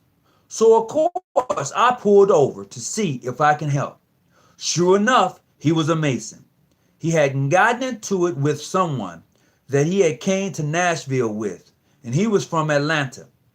And he had been walking since 11 o'clock that night. I got him at 11:35 this morning. That's 12 hours. His shoes was basically done for, laughing out loud. I said to him, I'm headed to the march in more free, bro. I don't know where that's at. There you go. But after that, let's see what I can do. So the guy was actually pretty cool and knowledgeable. He also marched with us earlier. After that, I brought him back to Nashville and put him on a Greyhound bus for a ticket. He told the lady his name was Harriman Biff, laughing my ass off. I can't make this up. The guy was very grateful, though I was glad to be in the position to help. Now, damn it, that's what Mason is all about. There was no of this jurisdiction stuff, where you from. There was none of that. That's Masonry at its best. Now, you can say whatever you want to say about whoever you want to say it about, but brothers and sisters of the order and brothers of the craft, that's Masonry. That's how we're supposed to treat each other. That's Black Masonry to me, period. That's Masonry, done. Take the blackness out of it, but that's Masonry at its core. Go ahead, brother Montgomery. But that's the thing, though. Like you said, Brother Lewis, in national jurisdiction, that's Masonry, period. But as you say, when brothers can realize, finally accept that in their mind and their heart, that's when we can truly start having. Absolutely. Absolutely. And I get it. I say, I don't want to say no brothers, no sisters. I listen to your Constitution. Not telling nobody to go against that. But also, too, you don't have to be an asshole. That's right. Absolutely. Be an asshole. I get it. Hey, we don't have to tell Masonry inside the state of Lodge. But if I know you to be a Mason, okay, cool. We did a handshake. You know, we show a dude card. And then I go ahead and help you on your way. You help me on my way. And that's it. We were like that. Hey, you did your part, brother. I did my part. We didn't violate any rules. Absolutely. And this is what Masonry is all about. Once you can get past your own small-mindedness and be able to illuminate yourself to a higher level, it is totally awesome. Now, the topic for tonight was supposed to be debunking the lie of female Freemasonry. And that's enough talked about that. They're here to do whatever they're going to do. Let that be. You don't have to recognize them, and they're not asking for recognition. But I would tell you this, from the way things are going, in the next 5, maybe 10 years, they will be recognized by the Grand Lodge of England. The question is, for those of us who place our life on what they say, as Masonically speaking, you're going to need O2. You're going to need some oxygen when this happens. You're going to need a cold blue. You're going to need a stat, because you know what? That's going to hurt a lot of people. It's just what it is. It's just what it is. It is what it is. Hey, I can just say some brothers might just be like, oh, I'm done with this. But see, that's the thing. How can you be done with it when your Grand Lodge is sovereign? All your Grand Lodge has to do is pull recognition from the Grand Lodge of England. We're not recognizing that. Y'all dealing with female Freemasonry, we pulling recognition. That's all they have to do. The ideal is do they have the galls and balls enough to do it? A lot of them do. I believe so.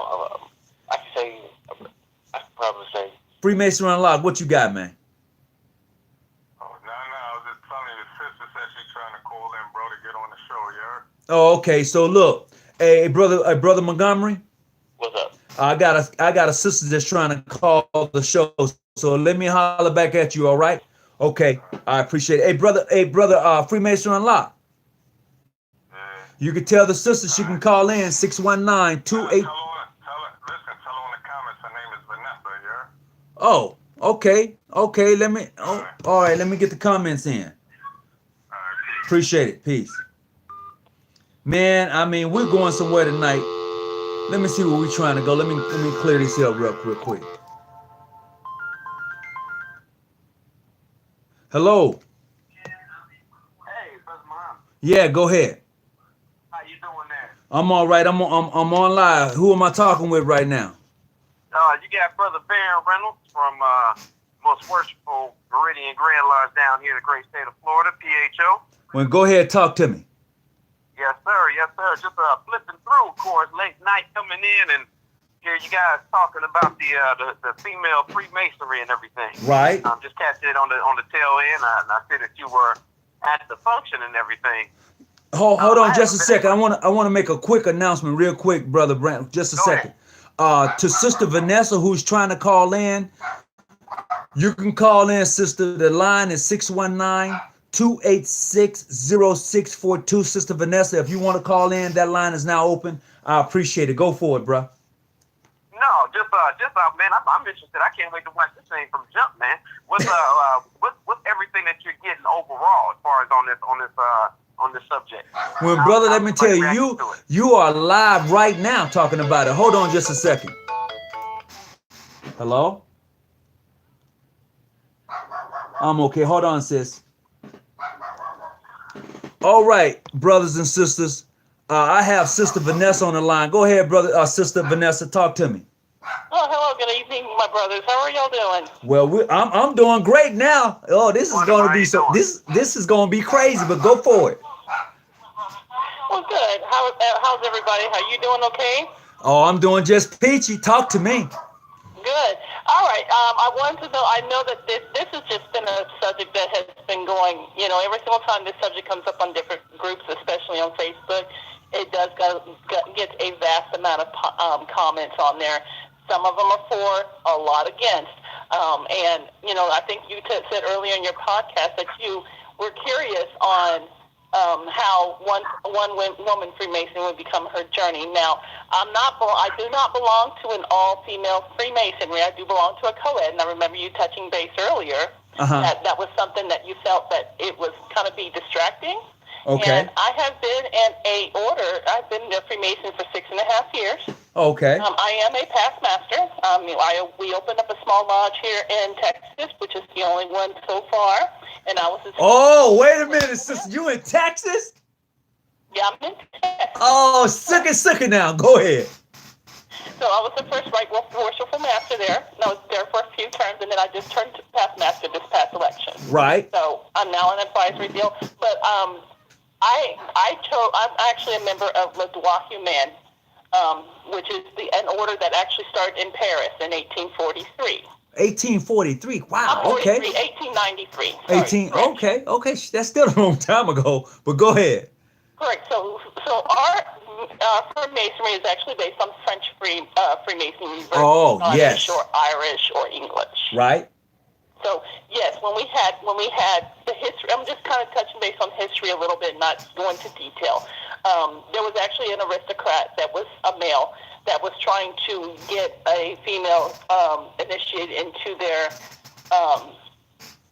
order, and their brother said no. So he managed to be able to get her initiated anyway. But since they wanted to go back to being recognized by the UGLE, they went on and suspended.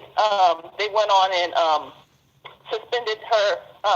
I'm trying to remember what the order is. I'm nervous a little bit, but no. Take your time. Take your time. You're doing well. You're doing good. Well, thank you.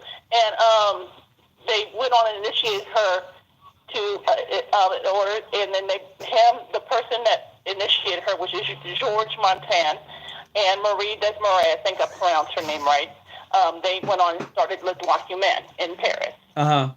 So that's how that order started there, and then it started branching out to England, and actually the all-female one, which is the honorary Freemason, honorary fraternity of ancient Freemasons, which is another one, and the Order of Women Freemasons, which is what the UGLE has deemed regular in practice. They both actually broke off from Le Droit Humain and created the all-female Freemasons. Oh, okay. So that's how those two took place in England. And those are the ones that actually, the HFAF is the one that works with UGLE for events or anything of common interest, especially when they want to do, in like the universities, to attract students there to look into Freemasonry. It wasn't until the beginning of the 1900s is when Le Droit Humain stretched over into the U.S. and started their first lodge out there. And I want to say it's in Washington, D.C., if I remember my notes right. That they started out in a lodge out of Washington, D.C.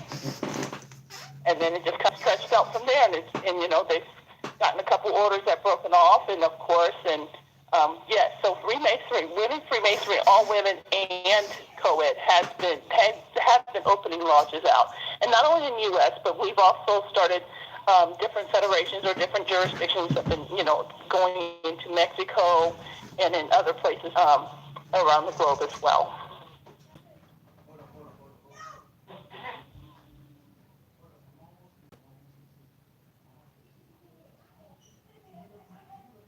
Amazing. But for my journey, I actually started off, I actually was in a OES chapter for a short time. And although it's a beautiful organization, it just wasn't for me. So I went on and joined a co-ed, a Freemasonry order, and I've just been okay with that ever since.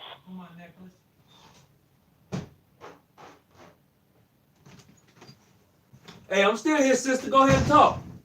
Okay. And then, let me think what else. Like I said, this is philosophy-wise, I'm looking at the symbolism. Of course, everybody touched base with the symbolism. I've heard some people talking about seeing female figures to represent some of the philosophy of the Statue of Liberty has some symbolism, of course. And of course, you see the one that has the broken column with the man with the side behind her. I mean, there's a lot of Freemasonry symbolism that's represented in female aspects. So when I sit there and think about a Freemasonry being an all-male organization, I sit there and think of all in ancient times when women were symbolized to pass that knowledge down. So it's not it shouldn't be gender based on how that knowledge is. And I think you touched base earlier about saying that it's not necessarily the jurisdiction for the order. It's a matter of knowledge being passed down. Absolutely. This is why, and I would say this here. Now, as a Mason under my jurisdiction, will I be able to sit in a lodge with you? No, but you know what? I respect what the order is all about. You know, so like I said earlier, for me, we can sit down and talk philosophy all day long in regards to, you know, it's just the idea that I'm speaking specifically for me now. It's just where we're at, you know, because right now the United States is not ready for female Masons. And that is true. And believe it or not, there's, you know, I can speak for myself, but I could probably speak for the majority of the women Freemasonry. They're not really knocking down any Prince Hall affiliates, Prince Hall origin, or any of the Blue Lodges down to demand admittance either. Right. So we have those options. So it's not like that's the one and only thing we need to do, and we're knocking on doors and we're going to demand to be let in. And I tried to tell them that, Sister Vanessa. We have choices. Sister Vanessa, I try to tell them that. It's hard. I try to tell them that y'all ain't trying to knock nobody down. You do your own thing. And I'm quite, like I tried to tell them earlier, female Freemasonry across the pond, y'all big. Yes. You know, so I just don't understand why the such a back kick from Masons here, because like you said earlier, we ain't trying to come into your lodges. We doing what we do. Mm-hmm. So, Brother Barron, I know you're on the line, right? Oh yeah. Oh, go ahead. Yeah, Go ahead, talk. I'm taking all this in, man. That's awesome. I mean, I'm gonna tell you. And once again, I come from PHO, so you know, I like to call it what you like to call old school Freemasonry, where you know, you got the men have their house and the ladies have their house. You know, I will speak a little bit devil's advocate, because, you know, of course, like I tell everybody, I'm PHO by nature. However, one thing I adhere to is more of the Hermetic sciences and the Hermetic philosophy more than anything. Right. That's interwoven within Freemasonry. And if you look at a lot of these ancient rituals and stuff, from which most of the stuff comes from, and I'm talking about beyond what we deem to be the King James version, you know, the KJV. Right. You know, a lot of the stuff esoterically, and I'm talking about ancient wise, were both male and female. And keep in mind, you have to have both aspects when it comes to the Hermetic science with creation altogether. You have to have the masculine, you have to have the feminine to go ahead and have some form of creation. So you have to have that as far as, quite frankly, within balance. If we look at that, you know, hermetically. However, over here, what do we have? We have Freemasonry that's done up and only deemed, quite frankly, for males. But if we go back in history, and I have actually got my book open right now, The Complete Idiot's Guide to Freemasonry by Dr. S. Brent Morris, PhD, 33rd degree, who you can always catch on the History Channel, going ahead and giving lectures and everything from the Scottish Rite Temple and everything. He talks about examples of women Freemasonry all the way from, I want to say, 1710. You know, over in Ireland, there was a Elizabeth St. Ledger Aldworth, you know, who was in Ireland in 1710. This is all history. It's not a mystery. You know, right. This is stuff you can look up. All the way in England, 1770, with the Mrs. Bale, who's actually put in there as far as with Miss St. Ledger. All the way to over here in the United States, where you had Hannah Mather Crocker in 1778. Who was known to be a Freemason listen up everybody, 1778 over here in Boston. And it's actually documented. She was a female Freemason in Boston. Going all the way, let's take it down to from up north to the East Coast, all the way to the dirty South with Miss Catherine Babington over in North Carolina in 1815. Right. So when you actually break it down, it hasn't been a whole lot, but if you look at the Freemasonry as a whole, you got Freemasonic lodges that are female lodges in England. Are they affiliated with the United Grand Lodge of England? No. But however, and I always say this to a lot of people, when you look at that form of Freemasonry and everything, they cut ties with everybody. They try to go ahead a little bit later on and say, hey, man, we got these affiliations because we helped create you. But however, they cut ties with everybody, and everybody was supposed to be sovereign. You know, especially coming across here on the pond, man. Think about it. The United States and England at that time were beefing. They were, there was war going on. We went ahead and tore up their tea party and everything. We started, I'm just keeping it real. I mean, that's what we did over here. Do you think they were over there like, man, we're really going to go ahead and respect them as Freemasons? No. And if you look at Freemasonry over here as a whole, that's why we have actually a unique system of Freemasonry. It's a very, very unique combination of both York Rite and Scottish Rite. And if you look at that with the reason being, I mean, man, we got different houses and everything, very reminiscent of what I like to deem over in French style Freemasonry, which there are a lot of female and co-Masonic lodges over in France. And if you look at it, everybody gives a lot of credit because we come from more or less an English, English nation and everything that was built up over here. We don't speak French, we speak English. But if you look at French style Freemasonry, it's pretty diverse. It's probably one of your more diverse forms of Freemasonry. A good segment of that, if you look at the Freemasonry that's kind of practiced over in the Dominican Republic and the Freemasonry that's practiced in Haiti, is very unique. You got two different sides. One side that's sovereign to Spain that has more of a, I like to say, an English style of Freemasonry. The other style, which is with French, that has more of a French style of Freemasonry. So we got to remember that, and we have to go ahead. I personally say be respectful of the different diversities of Freemasonry. And when you break it down, I mean, think about it. It's talking about making good men better. But I'm telling you right now, why not look at it as a form to make good people, good people better. Now, I'm gonna say this here. Now, you're about to be an outcast. But you know what? I'm the type of person. I also want to add this fact. You were touching base, of course, Freemasonry being more diverse in France. Not a lot of people know that actually Josephine Baker did get initiated in an all-female lodge in France as well. So she was actually a Freemason when she moved out to France. Just to let y'all know. Okay.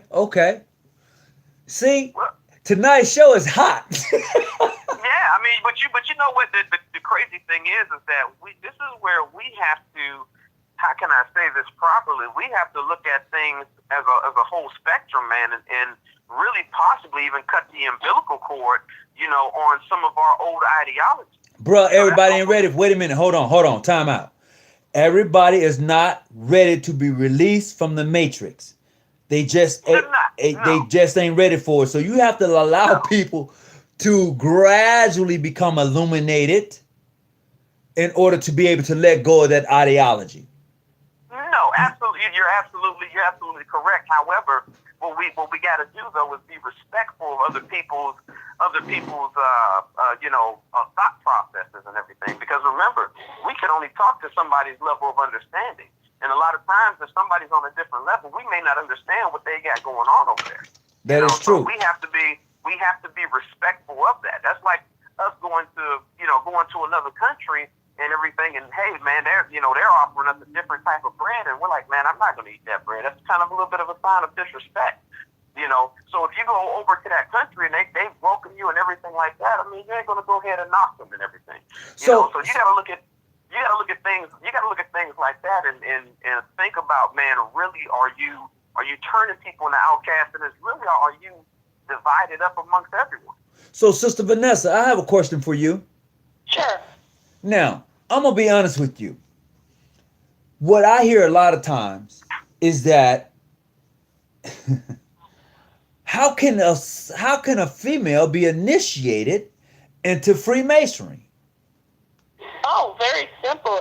Depending on, obviously, I'm not going to say too much more, but it's with just a few adjustments. It's no different than the first degree that in any other male class would go through. Okay, I'll leave it at that then. I mean, that's probably one of the number one questions that I hear all the time. How could that be? How can they be initiated? And you know what? You're hearing it from someone. Yeah. Go ahead, say what's this? I said it's with a few minor adjustments. It's I don't know. Everybody's gonna have their ritual, of course, but it's no different than going through a regular thing. It's not a completely different process. It's It's pretty much everything is down to the same thing. Because like I said, we also go through, Le Droit Humain also goes through a ritual that goes with the Scottish Rite and the York Rite and a few of the degrees of the York Rite. So initiating, first, second degree, it's pretty much not too much different than what you would see on a regular degree for a male craft. Ah, now that is interesting. And that's according to what I'm hearing, because of course they can't tell me what goes on. I don't witness anything, but I can only go according to what is can be acceptably talked about. Okay. Wow, I tell you what, I guess I opened a can of worms when I put them pictures up. I don't know if you've been to my Facebook page or not, but I tell you what, for those who didn't believe that Freemasons, as far as women were concerned, was here in the United States, I'm quite sure they're a believer now. Yeah, and I hope so. It's not a matter of changing minds. Here's what I always say. I'm not here to convert. I'm just here to educate. Whoa. Whatever you choose to do with that information is totally up to you. But it's there. It's in the history books.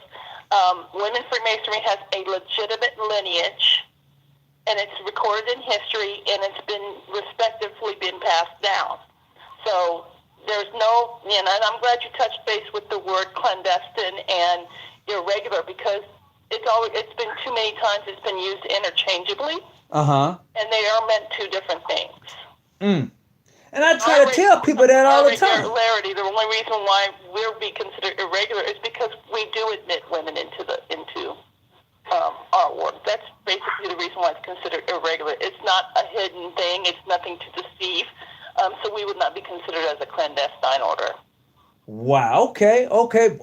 You know what? I think we're going to be all right. I think we're going to be all right.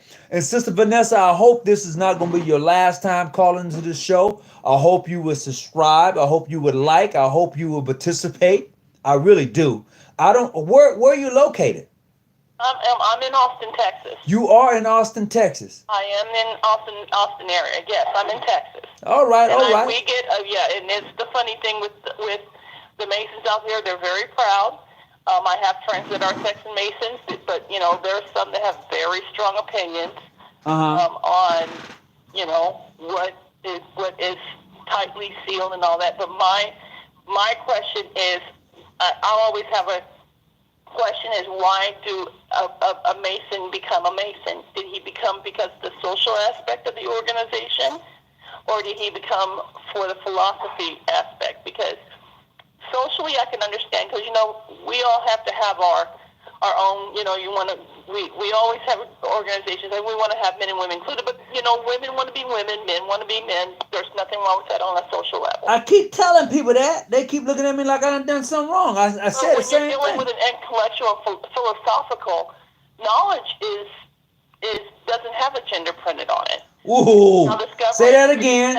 Say that again.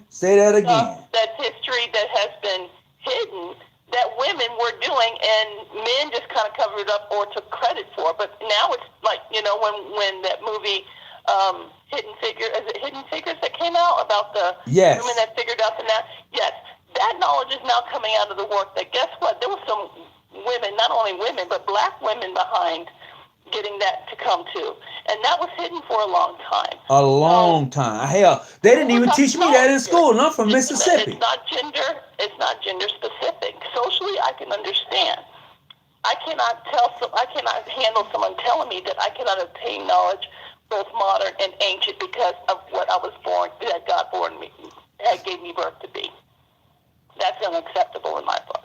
Oh, she said that is unacceptable in her book. And I'm going to agree with you on that. So what do you think about the Order of the Eastern Star? You know what? Like I said, for a short time, I wasn't a Sister of the Eastern Star. Oh, were you? I was for a short time. Oh, sucky. For a short time, I thought that was the only way a woman could be part of a Masonic order. But deep down, I knew there was just something more that that me personally needed.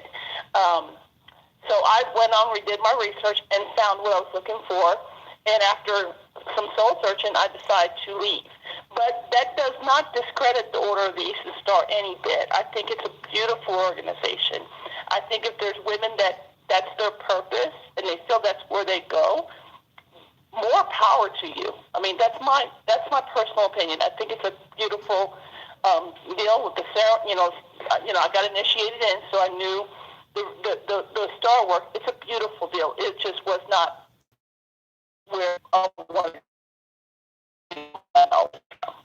Wow. Okay. Shock some people. I know, because it was never ever meant to be a negative comment. Well, look, we've been in here for a minute. I want to have you back on the show. You got to let me know when you're available. Okay, I'll see what I can do. Like I said, I can be a little busy. I've got a few things I got to take care of, but I can see what I can do. Okay. Well, I'm on the show every other day. So today is Tuesday. I'll be back on Thursday, and I'll be back on Saturday if all goes well. I'm usually coming on about 6 o'clock. Okay. Yes, sir. And I'd love to have you come back and just break some knowledge off. I mean, let's be real. I'm interested now. I mean, I'm really interested, and not just from the Masonic level, but let me tell you. So when I went to the installation for the Women Grand Lodge of California, it was more on a spiritual, esoteric level than the brothers are. They had the incense, they had the sage, they had the aroma. It was just different. It was, it was just different, and that's the truth. And that's one of the things that's also that we enjoy too, is the fact that we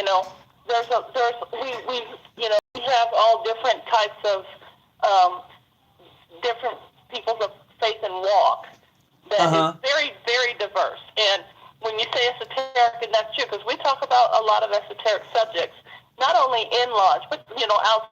I mean, there's some of them are they deal with energy work. Some are Christians, some are Muslims, some are Jewish. We've had It sounds to me like you have a very diverse lodge. You what? It sounds to me that you have a very diverse lodge.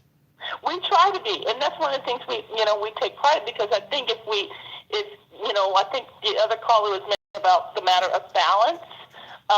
That's hitting the nail on the head. That's the reason I joined a mixed gender lodge versus a all-female lodge. Oh, okay. It's because I like that balance of energy, and it's not distressing at all. Pertaining that you keep in mind why you go to lodge in the first place. Right. Absolutely. Absolutely. Tender. This is not plenty of fish. You're there to do spiritual work. That's right. And that's what you're there for, right? Wow. Man, I don't know what to say. I stopped reading the chat lines tonight, just listening to the conversation. My granddaughter is going to be real upset. Brother Joseph left about a minute ago. He said, peace and love to all Masons. I'm out. I guess because you came online, he had to leave. I don't know. I'm just trying to open up the Pandora's box just to see where this is going to go. This is not about recognition or anything. This is a conversation that one day is going to have to be had. Yes, so. I agree. Yeah, and I think it has to be had. It can, I'd rather see it, done a little bit at a time, because major historical things took a bit at a time. It wasn't shoved in. My granddaughter is like, yeah, I'm done. Oh, she is like upset. Yes. Look, everybody, I gotta go. It's been great. My granddaughter wants my attention. I gotta go give it to her. Shout out to everybody who's online tonight. And if you weren't able to stay online, hey, you know what? We're gonna be all right. We're gonna be all right. Trust me. It was good to have that sister to come on and explain some things that I didn't quite grab, and the history of the female Freemasonry as it is known. You know what? This is one hell of a show. I know that. And I don't even know how to end this thing. You got the last word there, bro. Go for it. Man, all you got to do is, hey, seek and ye shall find, man. It's written in all the holy books. Seek it out. Do your research. A lot of people, it's just like, for instance, you ready for this? Go for it. Like the legitimacy of John G. Jones. You think that John G. Jones just came up with Freemasonry out of thin air, but if you start I'm just keeping it real. If you start dealing back, if you start pulling back the layers of the onion, you start finding out some other things, that people try to kind of sweep under the rug. Right. So that's what I tell everybody, man. Seeking, ye shall find. I mean, of course, for whatever the reason, there have been women that have been initiated within Freemasonry, but for those that are truly initiated, I don't mean to have all these degrees. I mean truly initiated know that this is a Hermetic science, a Hermetic philosophy that is used and applied to make really everybody better.